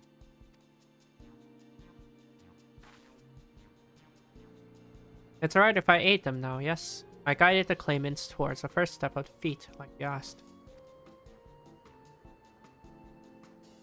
As long as Woklamat goes alone to capture Alpaca, she is free to accept assistance from whomever she likes. Hooray! Let's see about getting you that saddle then, Third Promise. I don't know why you made your offer, but I could use an ally with a beak for bargains. Welcome aboard, Mablu. Should the rest of us stay behind, perhaps? It may be easier to haggle over price without so many voices chiming in. Yes, stay here and pitch in with the ranch work. With Mablu gone, I'll need extra hands to tend to the alpacas. Gladly, although Tulky, I think you should go with Woklamat. You've seen markets and bazaars the world over, and surely have sage advice to share. In that case, you should also hold on to the alpaca wool. If it's misplaced or soiled in some way, you'll have nothing to bargain with. As if I'd do such a thing, but I'll leave the wool with Tulky anyway. Better to keep my hands free.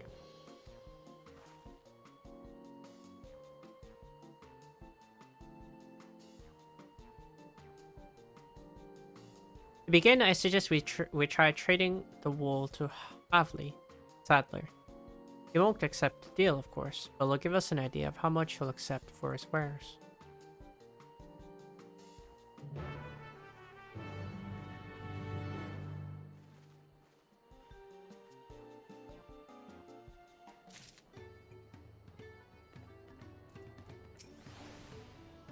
Turning 100 pel worth of wool into 10,000 pel saddle is exactly the kind of suggestion I expect from the head of the merchant club. I'd worry if it was just Woklamat, but sounds like Mablu knows a thing or two about trading. I have every confidence you'll come back with the saddle. Tending the alpacas, Arvi. I had some experience with that when I was younger.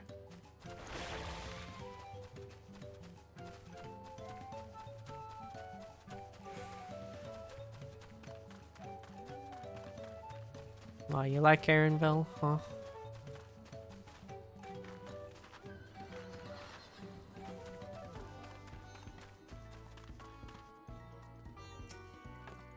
No, me. Are you sure you don't like Aaronville more?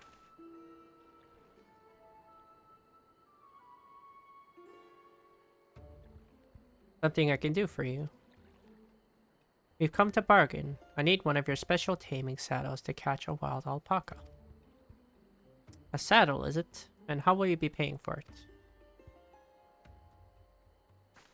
With this basket of fine alpaca wool.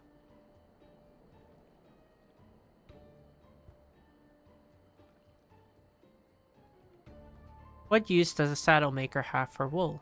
Besides, this would barely cover the cost of a single strap buckle. Offer me something I actually want.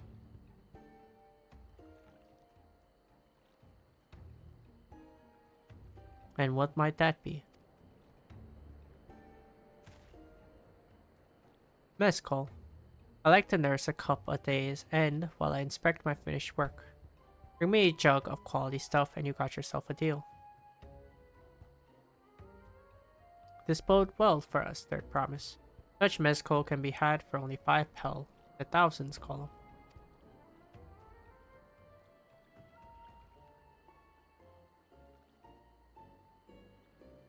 Hold on. Did you say third promise? And my offer has changed. The saddle is going to cost you a jug of premium mezcal, aged 3 years at least. 3 years? That stuff is valued at 10,000 pel or more. Why have you doubled the price? Because support the man of ambition will see my business proper. So Ral Cha will go to war and his cavalry will need saddles. Lots of saddles. It's nothing personal, their promise. I won't sell you my craft for anything less than my asking price.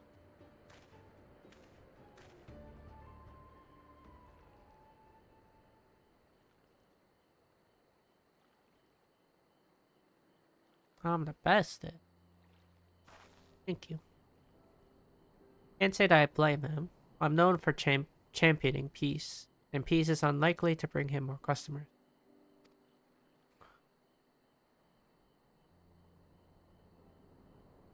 Those of our grandparents' generation remember the dark days when the clans were at war.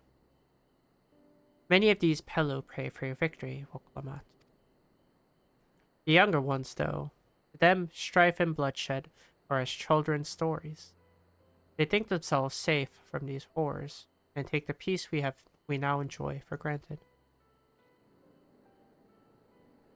Still, others are unsatisfied with this quiet prosperity, and crave the future the second promise envisions. They've become obsessed with innovations like the dirigibles that have made trade swift and easy.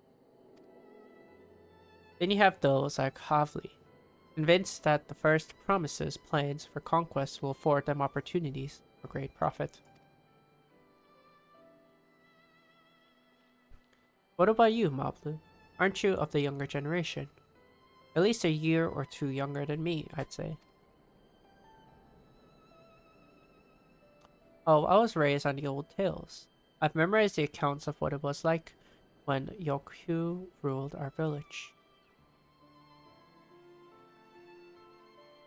That's why I offered to help. I want you to become Dawn's servant, to keep our nation from going back to the way it was. Well then, I guess I better make sure I win the contest.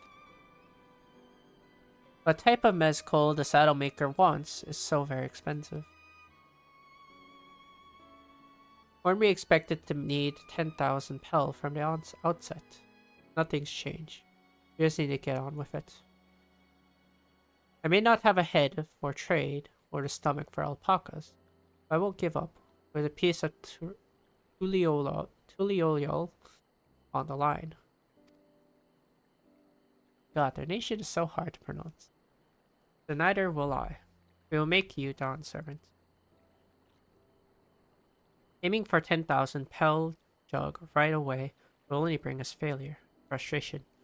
Let's first try to exchange a wool for anything even a touch more valuable. The trick is to find someone who needs alpaca wool and is willing to trade at a loss to acquire it. Someone who supports your bid for the throne, for instance.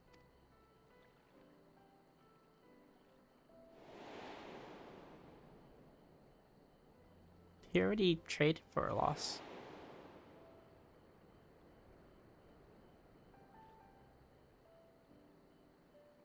Of course, the weaver. Old Nock was his name, I believe.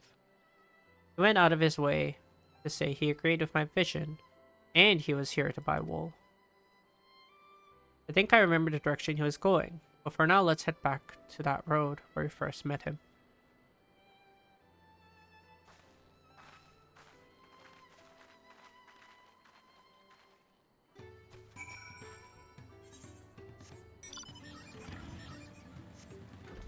I'll unlock the gem keeper too. Why not? I'm pleased to report that my stall is open for business. I do not accept Pell or Gil. Bicolor gemstones are most welcome.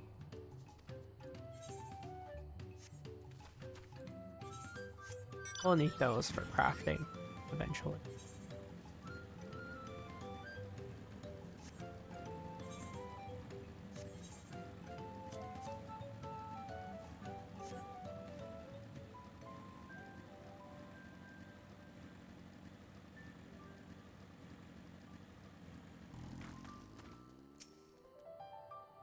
Is this where you met the Weaver? This is the spot. After Bull talked to us, he walked off to the south. And he was probably going to Ikuflo's Inn. Most visitors to watch and Pello end up staying there. Let's go and check, shall we?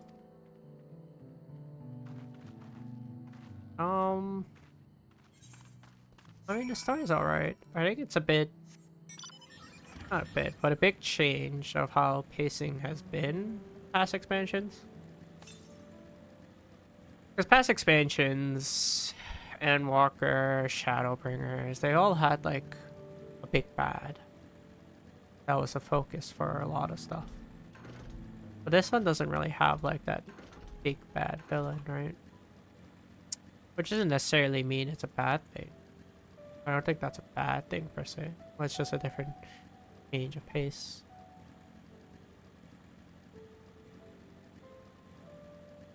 An adventure, and you're not really the main character behind it. Which I guess is upsetting for some people. I guess.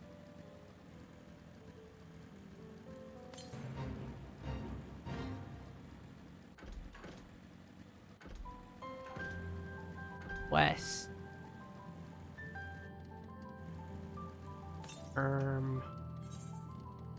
Yeah, it's somewhere up here. I can't get that. Ain't the curtain.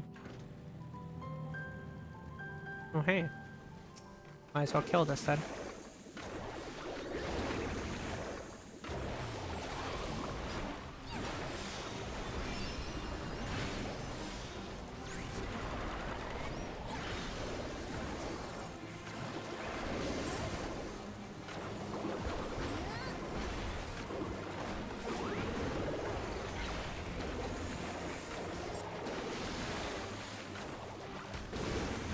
Woklamon is a little cutie though.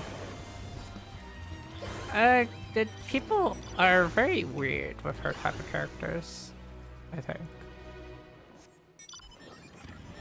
Because I believe she gets the same hate Lise gets. Because I feel like they have a lot of parallels. Woklamon and Lise, they have a lot of parallels. At least so far what I've noticed. I don't personally have a problem with either of those characters, but I know a lot of people do. And they find them overbearing or stuff like that, or annoying, stuff like that. Not every character needs to be this, like... I worked it. I'm also stuck. Not every character needs to be this, like, overly accomplished, needs to know everything character. There are people out there that don't know everything, haven't explored stuff in the world. You know what? That's okay. Luffy vibes? I've never actually watched One Piece, so can't really comment on that one. Oh, hello, Johnny Not So Bravo. How are you doing? Also, you know a weird thing about Pictomancer? People have been finding out that this one, Thunder and Magenta, is not a big gain. And people would click it off to use water and blue instead. Which I find so ridiculous. It makes so little sense that I don't get why Like, they're just gonna get to the point where you're either not gonna be able to click it off, which they'll just patch it whenever they do the first balance patch. Like how they balanced Crest when Reaper was first coming out. Or they're just gonna buff the damage. So it's like, it's so irrelevant. Like, it's such a minor optimization early on that they're just going to fix it later. And I highly doubt they're gonna nerf, because they don't generally nerf that much. Like, sometimes they do, but when they do nerf, it's not over damage, it's usually over auxiliary support, so either shielding or healing, like Reaper's Crest. But we'll see. Dude, Reaper needs it. Reaper was like absolutely terrible all of last expansion. Except when they first came out. That was only because Crest was so broken. Well, Reaper needs it. They've been terrible for an expansion. They need something. They need Jesus. And I have that basket, Tulky. Yeah, go nuts. Thanks. Now let's see if we can turn a profit.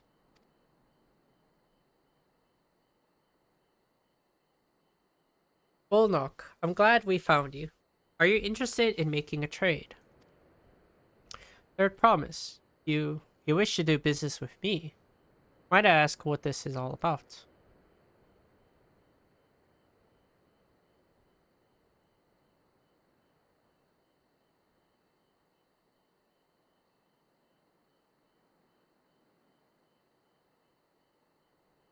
I see. So the goal is to turn that basket of wool into a jug of 3-year-old premium mezcal. Then allow me to invest in your efforts.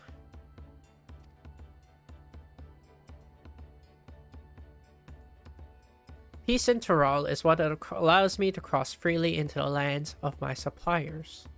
Naturally, I would prefer that one pledge to preserve that peace win the throne. Thus do I humbly offer you this wool poncho, a small token that I pray contributes to your victory.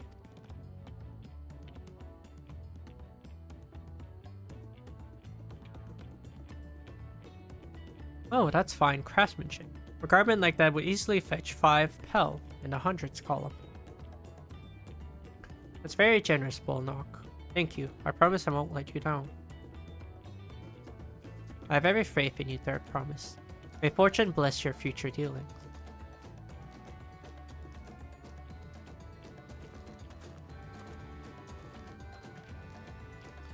I can't believe you quintupled your investment with your first deal. We're off to a spectacular start. Only because Tulky remembered our Reaver friend. All I did was hand over the wool. That's not true. Connections you build with people are vital. This is one of the most fundamental precepts of trading. One which you've instinctively mastered. You think so? I know so. Now let's take our 500 pel poncho and trade it for something even more valuable. Here, Tulky, you take the poncho. If I lost it somehow, Aaronville would never let me hear the end of it.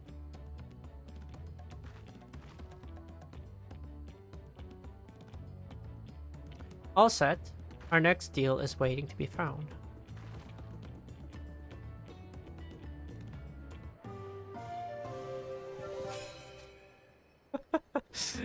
What is this?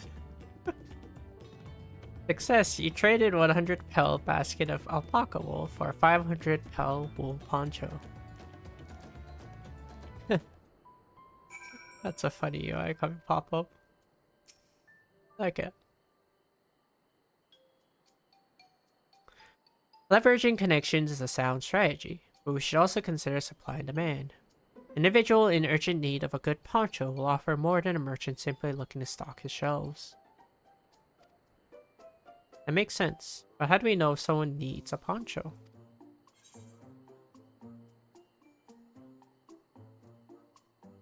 They aren't wearing one?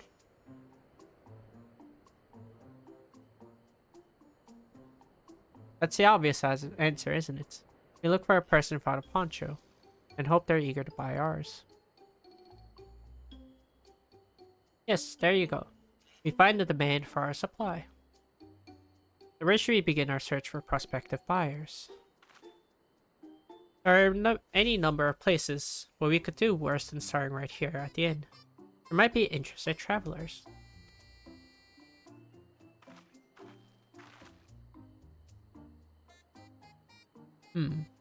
Who here needs a poncho? A lot of Amul Jaw hardly wear anything to begin with. Those are probably Landsguard or Sellsword. Amul Jaw who soldier for a living prefer not to wear much above the waist. It hampens their movements. So even if they have bared shoulder, Mamulja carrying arms can be struck off the list.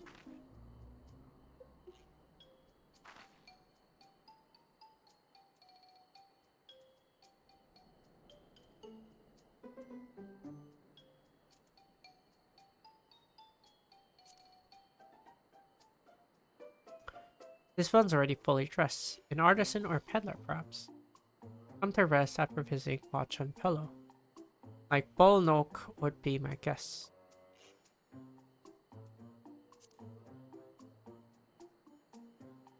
That Mamulja is armed.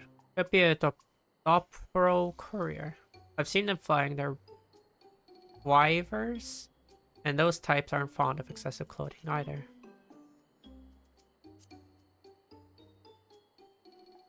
Let's see, no coat or cloak, but also no weapon. Oh, we might have a winner. Oh there, friend. You're not a mercenary by trade, right? I was curious about your bold choice of dress, or lack thereof. Oh, it was no choice of mine, believe me. I was attacked by beasts on the way here, and barely escaped with my skills intact. My coat was not so lucky.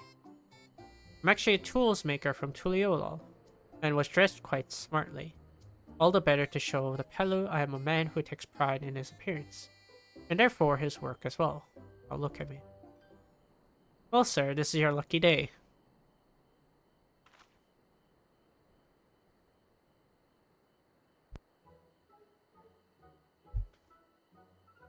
What a splendid poncho. This would be a perfect replacement for the coat I lost. We'd be willing to part with it if you'd like to make a trade. One of your fine tools, perhaps. What about this hatchet? I crafted it myself and will vouch for its quality.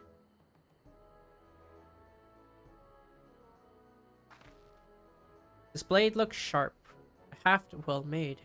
I value it 1 pel in the thousands. Oh, from 500 to 1,000. Have a deal. Wonderful. A fine garment such as this should put me on even footing with any Pelu.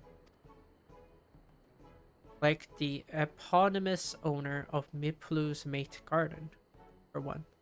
Her failed hands use hatchets to harvest the mate. And I thought to impress her with the tool I told you. No matter, I have other wares to sell. Glad I am to have met you.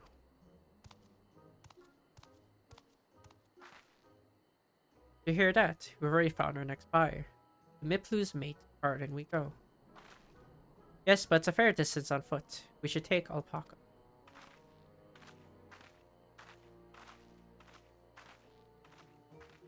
These ones will be the calm type, right?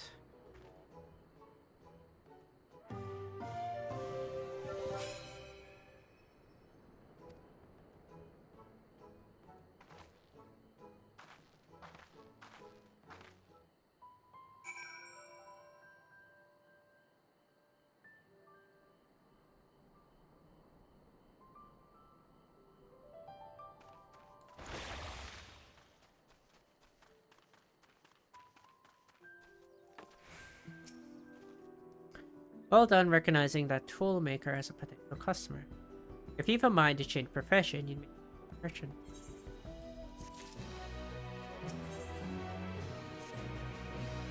Before we get moving, you should be the one to hold this.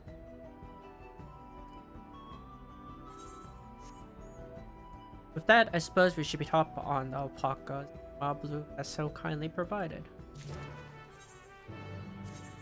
Can't even say. Finally craft a hatchet you received in trade for worth 1 pel in the thousands. Ready to go? Let's mount up.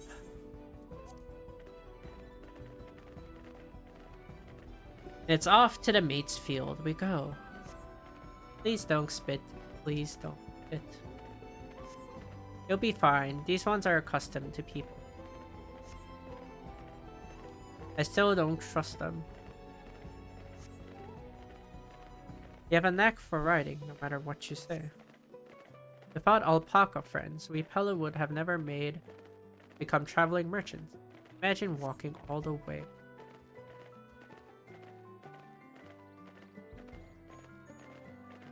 I swear, that mountain is too tall to be.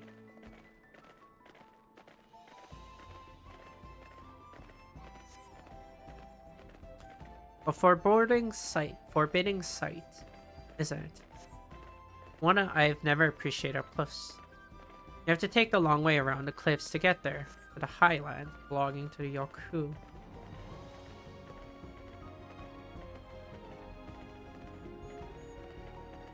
So Moblu, you said you were learning about the peddler profession. You don't care for wrench work. No, I love it. I love working with alpacas. Becoming a peddler has always been a dream of mine. Yes, I'm not sure I have the talent for it. If I can help you buy the taming saddle though, then it'd be proof that I can do it after all. In that case, you better get ready to be a merchant. Look, we're almost there.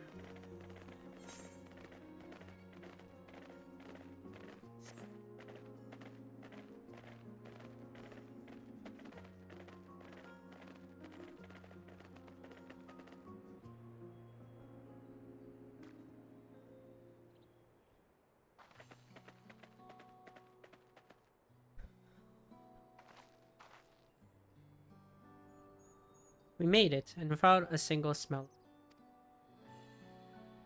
I sent the alpacas back to Ikuvlo's inn. They will walk along the main road when we return to the village.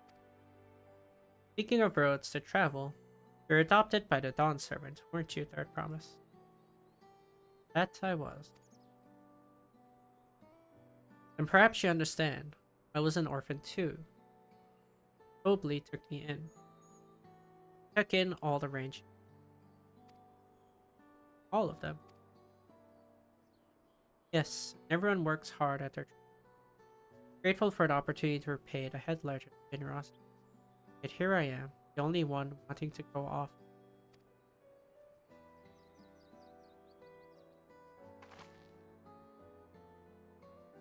I'm sorry, I don't know why I'm telling you this. We need to keep trading things in battle. We're prepared for the feat of gold. As it's mate harvesting season, you can't have too many quality hatches. Add to that Woklamat's people, you should have no trouble making. That's Miplu himself over there. Pass the hatchet to the Third Promise.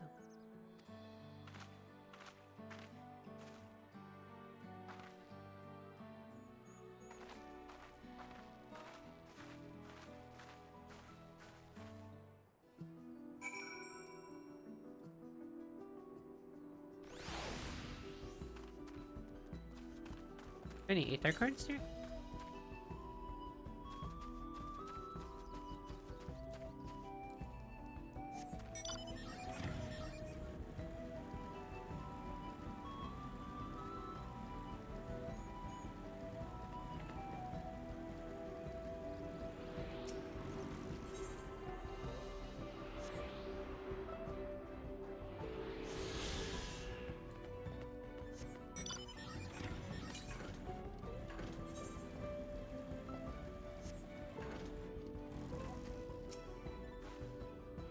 You have that little X for me.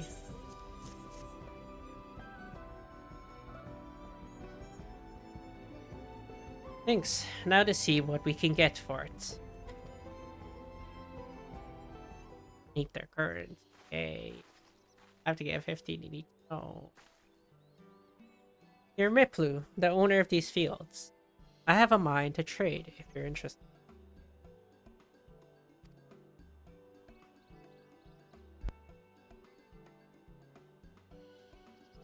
Well, well, the third promise. You may be convinced to entertain a proposal. What do you have to offer? This hatchet, forged by a seasoned artisan. The razor edge of this exceptional tool will make light work of your crops.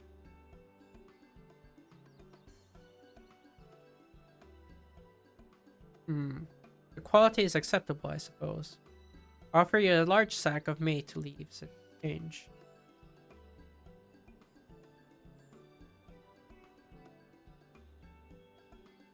The sack of meat leaves is valued at 1 pel in 1,000 column, the same price as the hatchet. This deal would bring us no closer to the MSQ. If I may, Mistress Miplu, it's harvesting season, is it not? Does not the demand for a hatchet afford them a higher value? It is indeed the season, which is why I procured an ample batch of tools well in advance.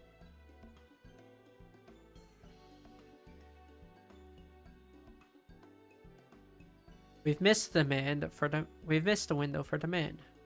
In that case, we'll have to fall back on connections. Think of it this way: a generous deal here will put you in the good third promise's good grace. Surely that's worthy of consideration. I do not wish to give offense, but I must tell you that I stand with the second promise. Its innovations will improve every aspect of our lives, I believe, including farming. I no longer have need of hatchets. I assure you that I have nothing but respect for Woklamat. That is why I'm prepared to purchase a spare hatchet at a fair price. I suppose it is fair given your reason, but we ourselves would be no better off for the transaction. How about this then? If you were to help bring in your harvest, would you give us a better deal? As a matter of fact, I would. Until Kona's reforms come about, I can always use more hands in the fields. And you can go ahead and add our labor to the bargain.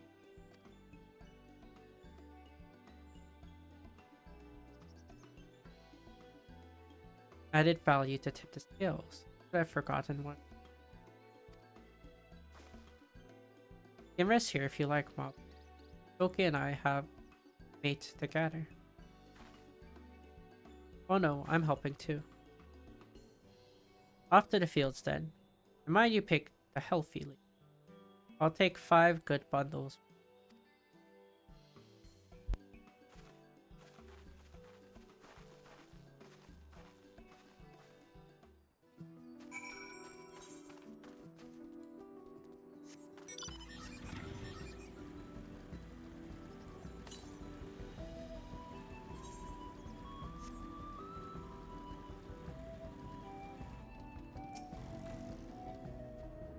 What's a mating?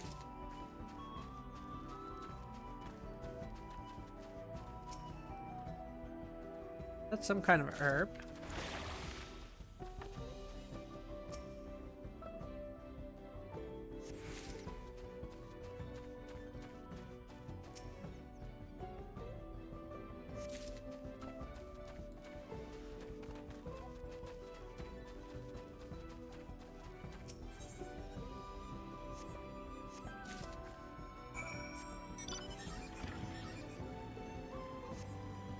Screw it.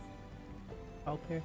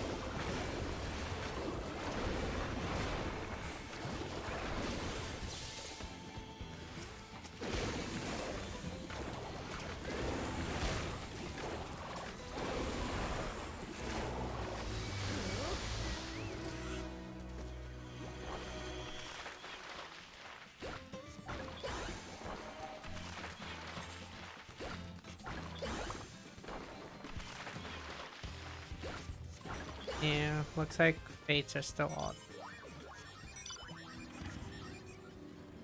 In terms of what you need to do, looks like it's all the same.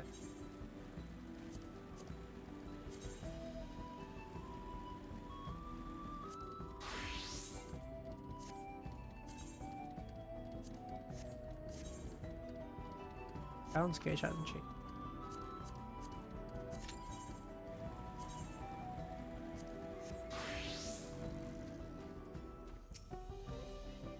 You brought me some leaves then.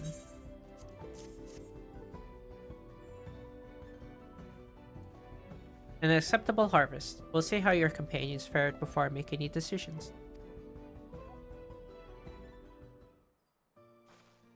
Me, Black Mage. I'd have to learn a new one myself. I actually don't know a new one. Here, we've brought our share. Well.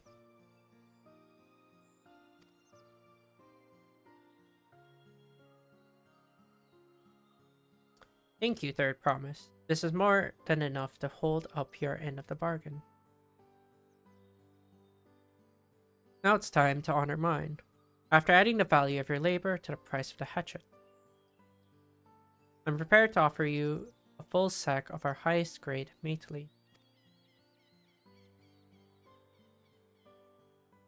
Premium mate. Bought at the shop, one sack of those leaves will cost no less than 5 pel in 1,000 column. And we can bid farewell to this hatchet.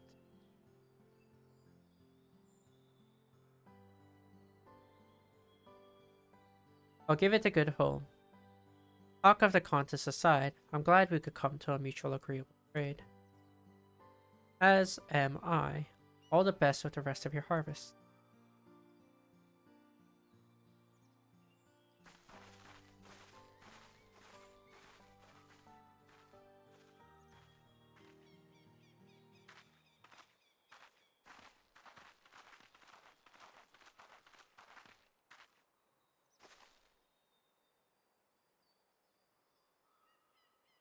Ah, Blue, what's wrong? It's as I was saying before. Even after everything Tobley's done for me, I'm planning to abandon it all and become a merchant. But then I needed your help after forgetting a basic rule of trade. How can I expect Tobley to accept my decision then? If you mentioned your plans,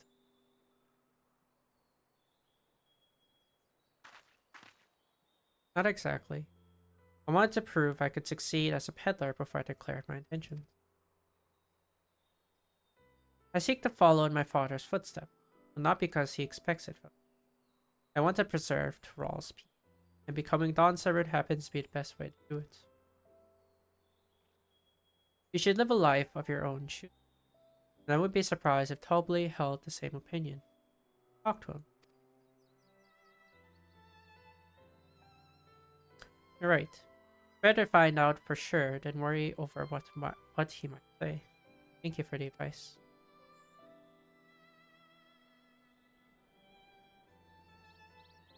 But first, we have a saddle to buy. I want that success under my belt so I can be sure of my decision.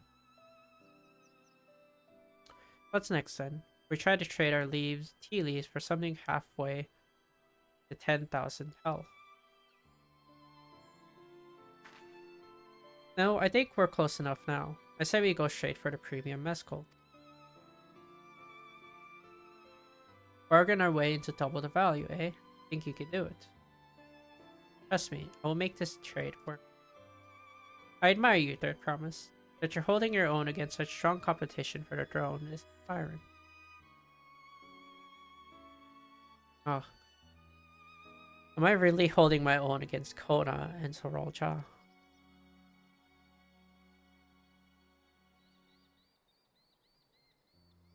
I mean, of course I am. A Muklamat of the Dawn's Promise, after all.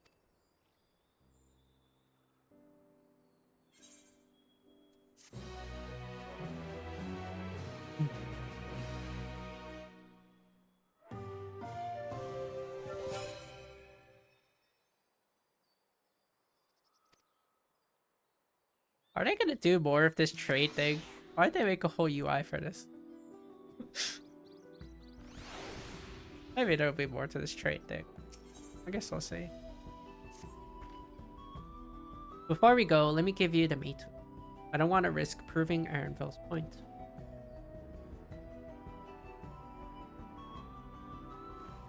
Ready then. Our next stop is the MSQ Distillery. Is.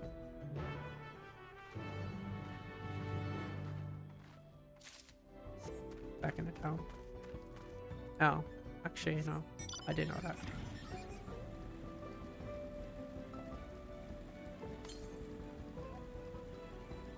Northeast.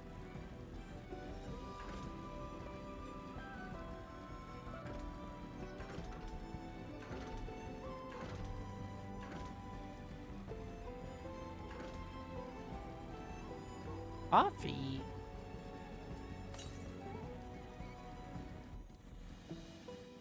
Or top of this head.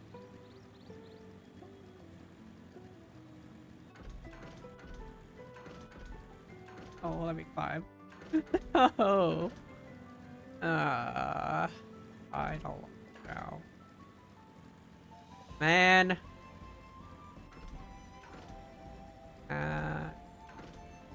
I'm sad.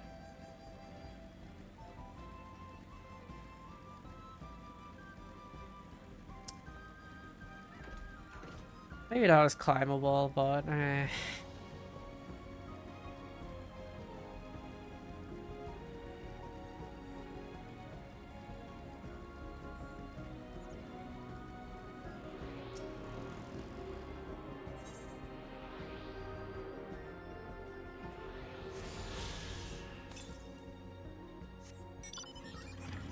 $388.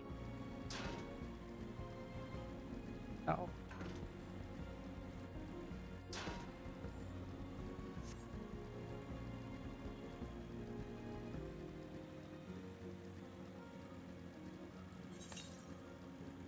Probably within this continent thing.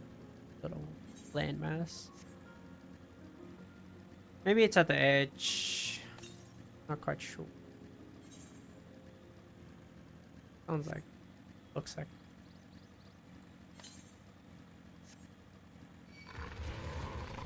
Yep.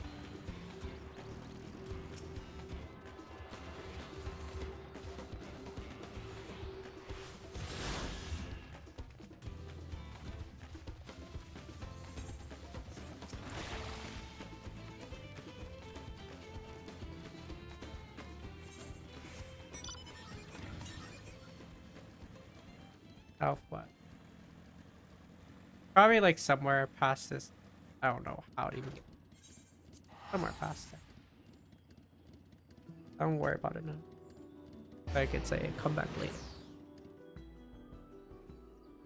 Come back later type deal, which is okay.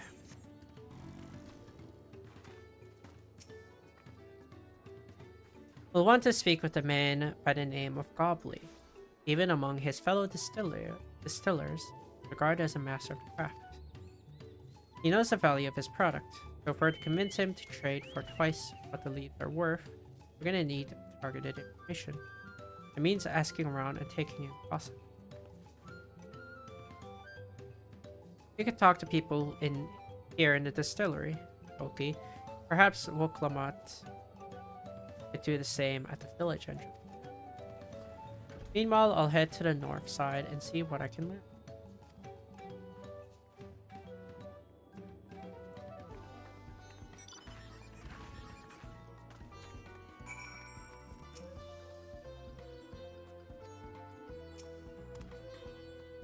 Me, I'm a chief from Tuliolal.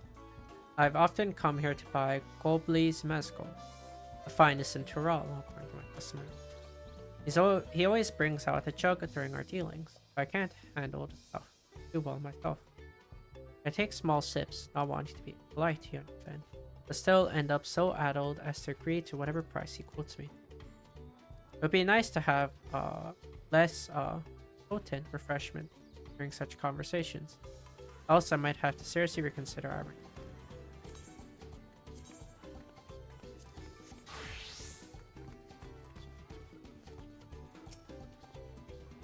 Probably might be a deft hand at distilling. but he's got no sense when it comes to. Rumor has it he's been invited to the palace for business negotiation. If he presents himself to the court wearing his usual rumpled attire, though, he'll be laughed out of sun perch.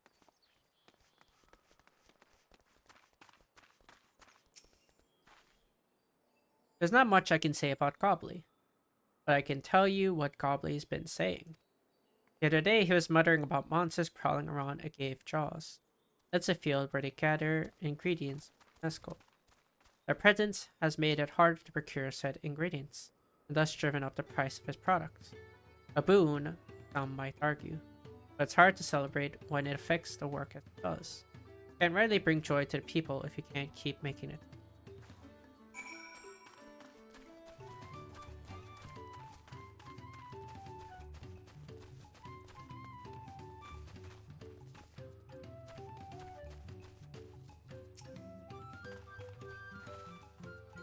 So, what'd you find out?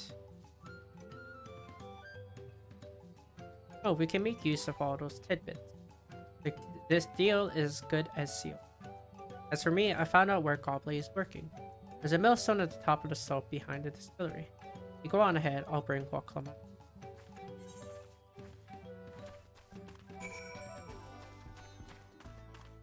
Not up.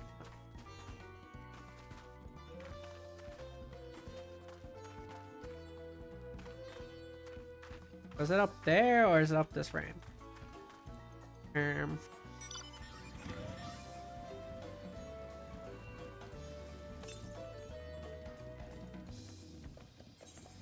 Wow.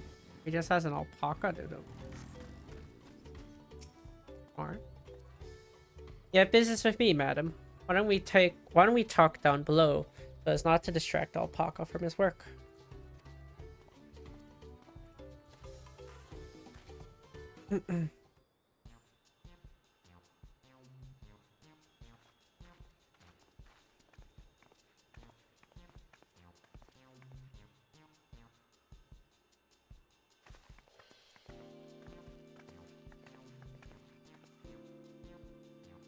Now, what's this about? Keep it brief if you would. I'm a busy man. We're in the market for a 3-year-old jug of premium mescal, assuming you have any on hand at it. An excellent choice. I must warn you, though, it doesn't come cheap. We don't have Pell, but we can offer a sack of meat. It's top-grade stuff. Mescal. No deal. Mate leaves are well and good, but I don't have any use for them.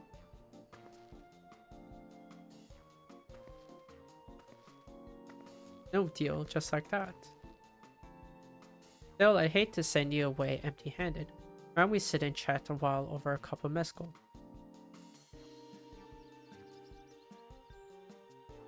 Now the real bargaining begins. Which of our cards do you want to play first?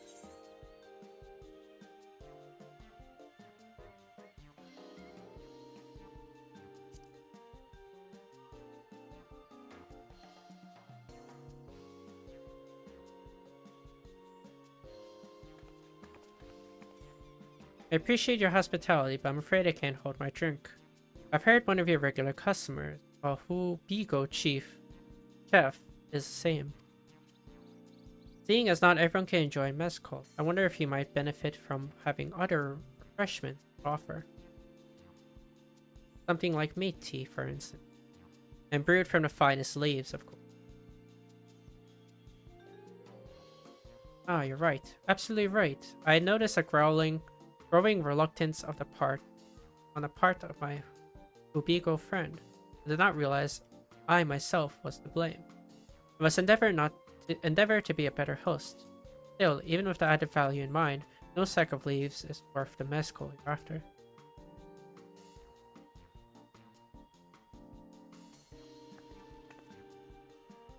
You offer to call the monsters causing them trouble. Not yet. We'll keep that card up our sleeves until we need it.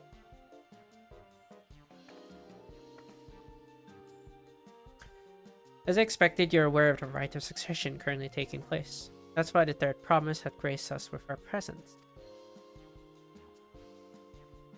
When the contest is decided, the subsequent accession ascension ceremony and banquet will be a prestigious affair. If your mezcal were to be served there, it will bring your distillery immeasurable fame. Wait, could it be that your rumored invitation to the palace is to discuss that very possibility? As a matter of fact, yes. I must admit I'm still reeling from the abruptness of it all. It would be a great honor and opportunity if I can secure the deal. But I think your exceptional mezcal would speak for itself. That said, there's no such thing as being too prepared. The first impressions last. You want to be wearing your very best when you walk into Falok Junsa. It'd be a shame to miss the chance of a lifetime supply for want of proper garments. Damn. Then what? Are you saying you have a garment to offer? Something ideal for court? We have no garments in hand, I'm afraid. We can provide you with the next best thing. Introduction to a weaver. His name is Bolnok. His works are highly regarded in Tulioil. Hard to pronounce. As a supporter of Voklamat, well, we're gonna have to skip back.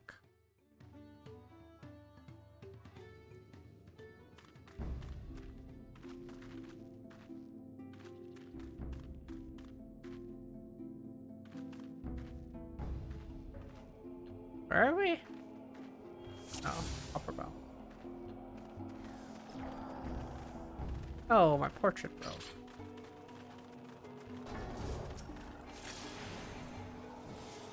I don't think I have AoEs at this. Oh, I do, actually.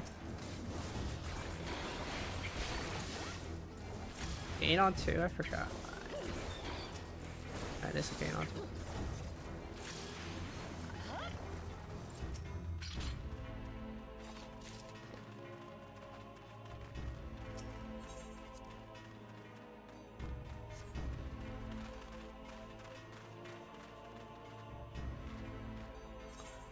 What do I have? Scatter for thunder and one of the melee combo. Okay. Okay. So gain on 2.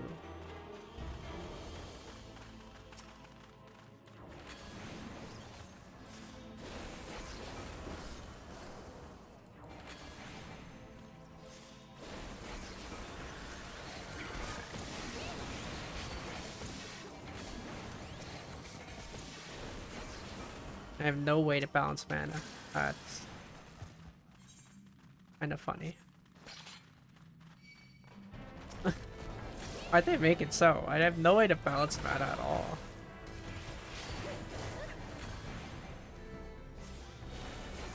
Whatever.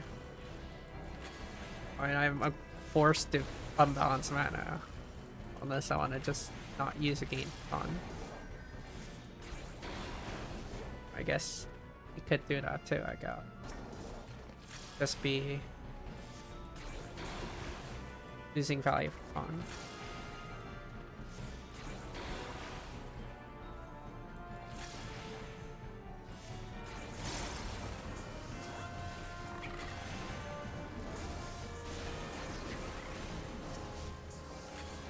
I believe this one is a bit too far.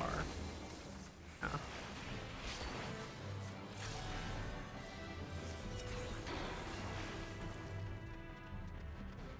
That was indeed a bit too far.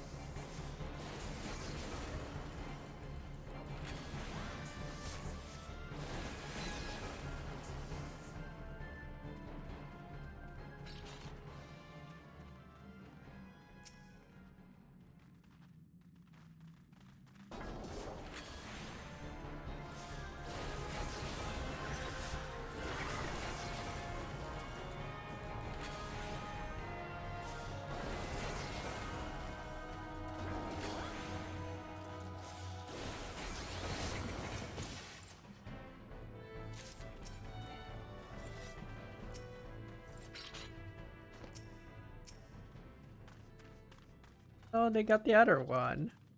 I got one of them. Give me the other one.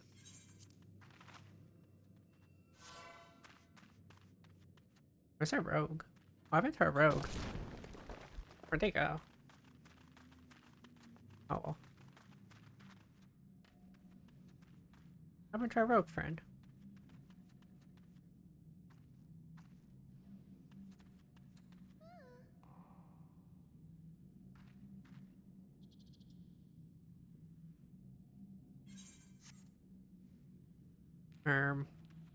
Did they say anything?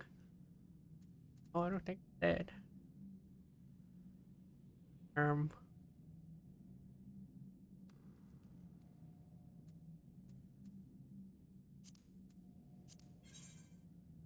also can't fix my portraits. Man. I don't even know why they broke to begin with. God.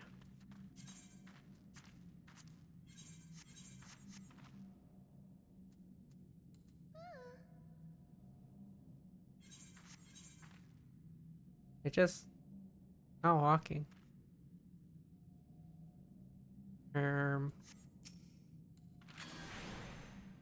They just go or what? Oh.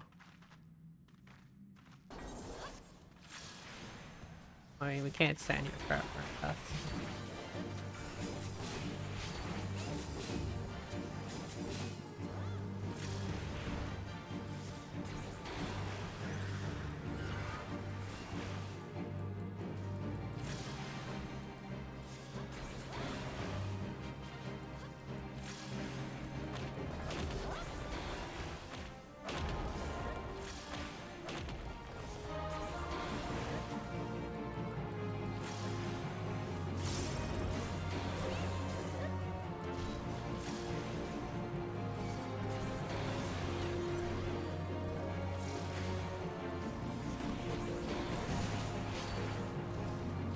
Oh, that's physical.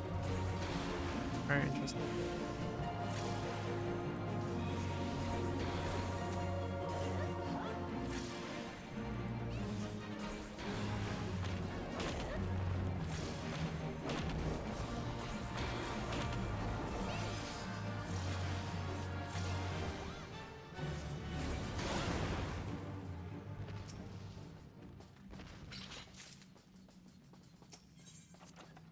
No, maybe something happened. I don't know. Whatever. Oh, we can do everything without them, technically.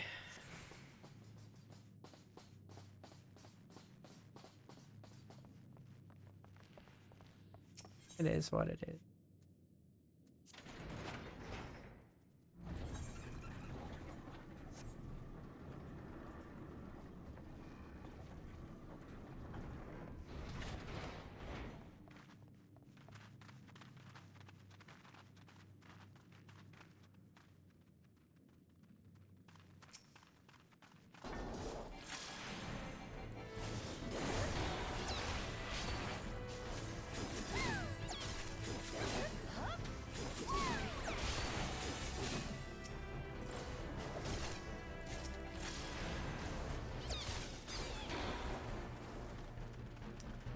Can't press sprint or it eats my dual cast. Wonderful.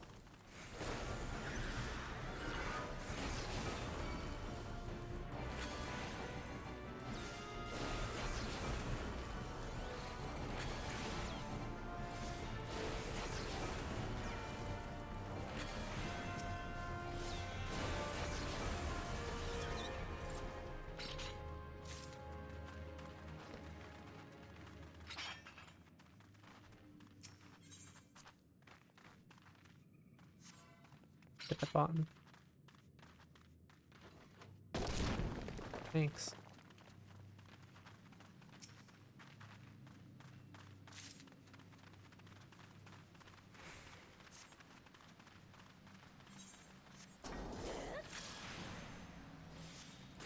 Just gonna teleport this sprout to every boss. Oh.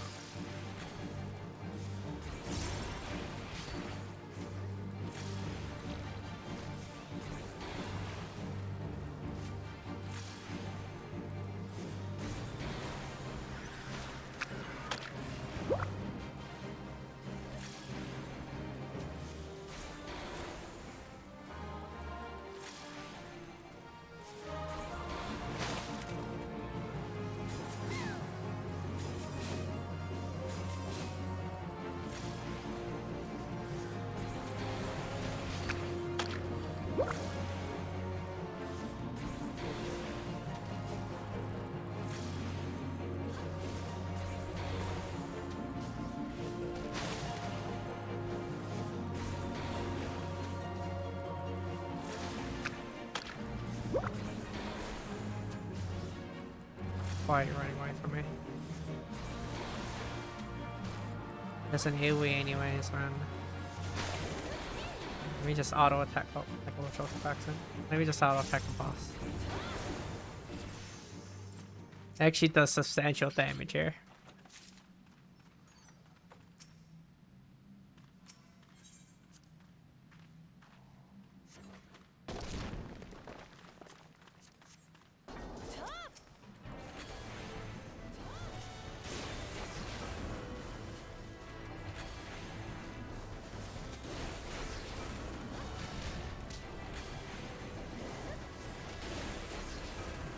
Look, my auto attacks are doing half of my spells. That kind of sad, actually. I think about it, but you know what? Okay.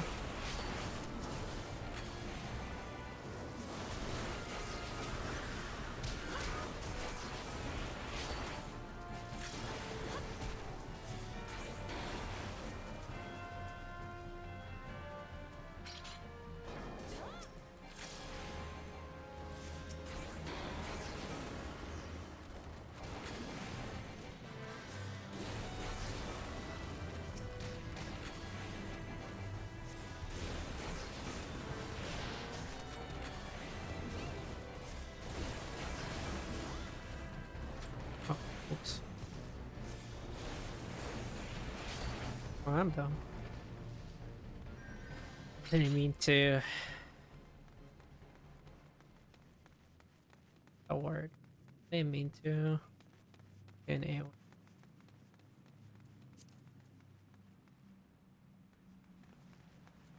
This is mighty unfortunate.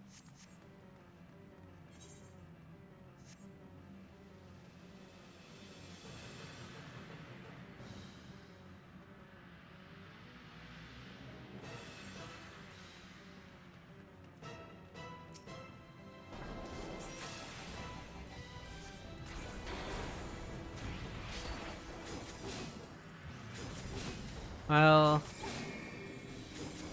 looks like my friend, you want to be inside.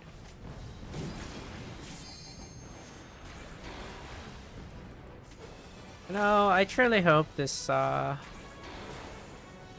rogue just had something come up. And not just going AFK.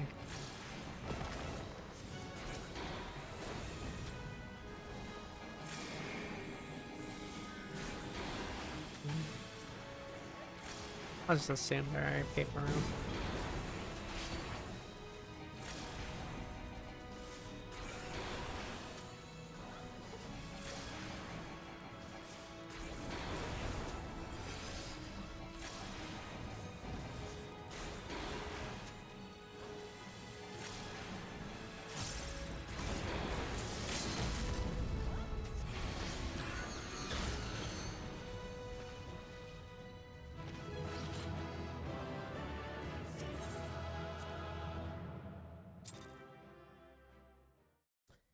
I'm just gonna assume they were actually okay.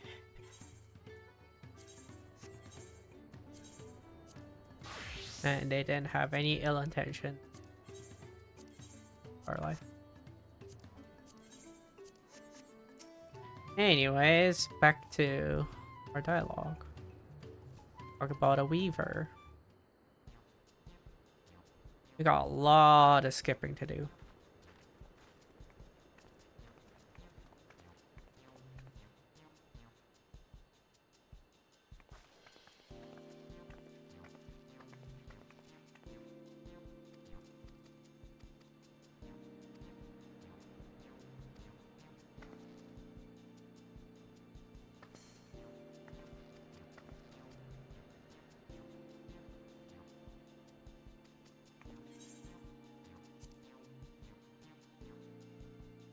I just want to get back to the point where we left off. Or Roulette took us away. I'm not keen on skipping the whole thing.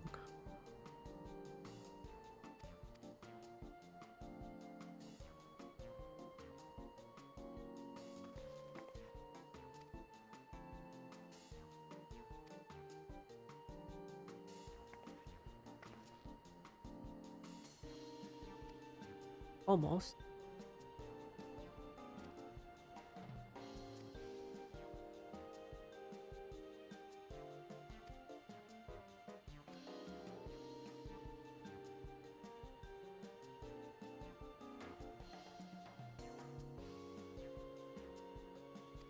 Okay, there we go. We have no garments on hand, I'm afraid, but we can provide you with next best thing. An introduction to a weaver. His name is Bolnok, and his works are highly regarded in Tuliolo.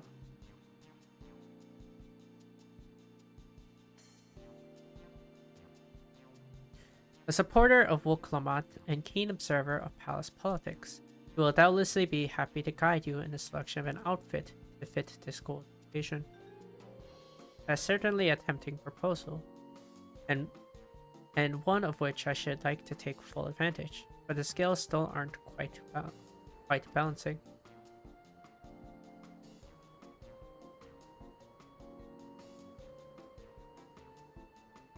Hey, weren't there monsters running amok in a cave jaws? That's a problem we could easily solve for you.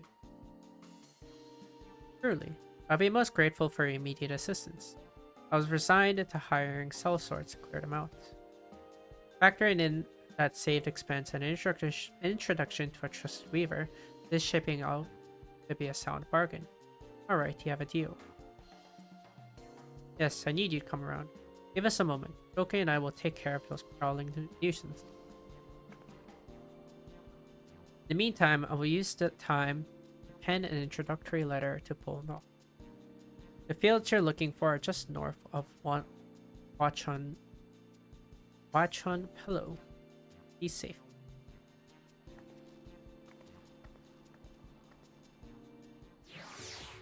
Damn. Let's took us away right before the. That bit unfortunate. Fortunate. Hang on.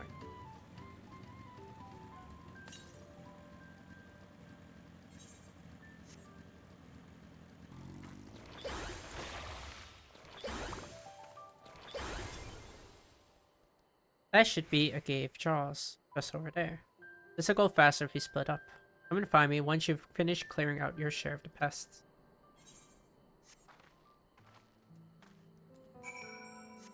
Okay, more than likely after this. I need to go help with work.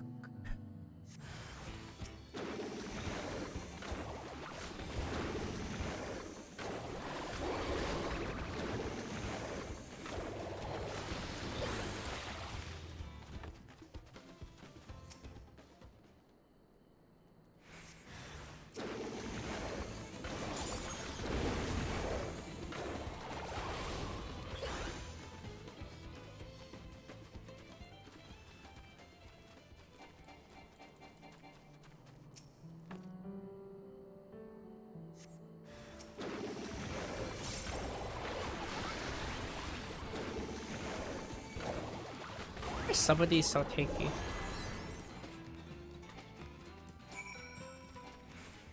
Like some of them are tankier than the others, or I'm just not critting, I can't tell.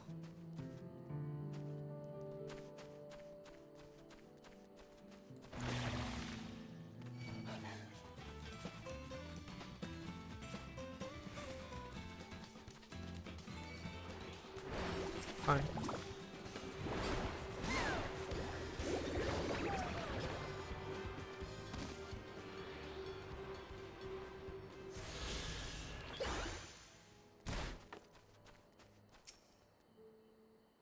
Compared to the creatures I hunted for Papa, this was no challenge at all.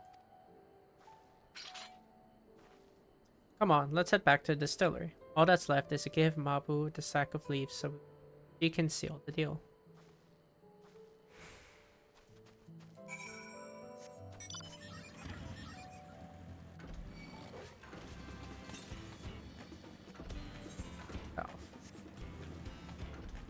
Like we're good with fate occurrence in sector.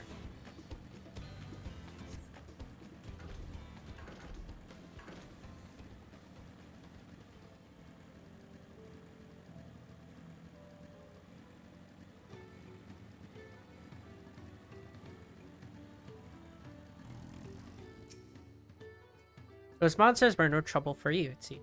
Now if I could just have the sack of leaves. Thank you for looking after our precious trading goods.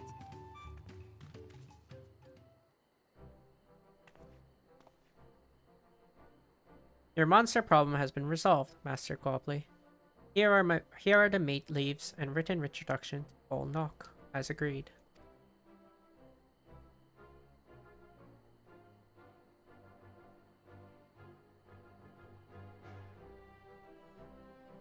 And the deal is done. Here, your jug of premium mezcal, aged 3 years. Please accept it with my compliment.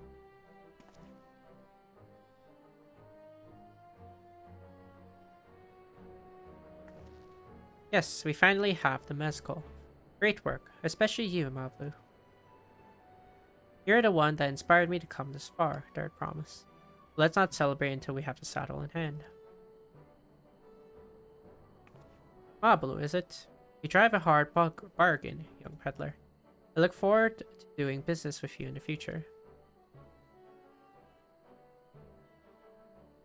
Thank you, but truth be told, I'm just a range hand. For now, should I ever become a proper merchant though, I'll be back to strike more deals with you.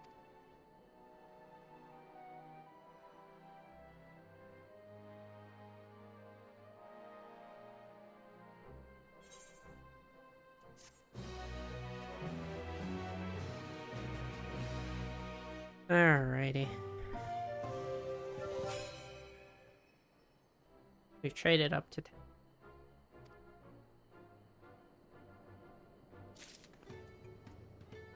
Alrighty. I need to stop here. I need to go to bed. I do need to go away. Yeah. That'll be the end. Alright, thanks for watching. Thanks for stopping around. Hope you have a good rest of your day. Wherever you are. Here. Bye.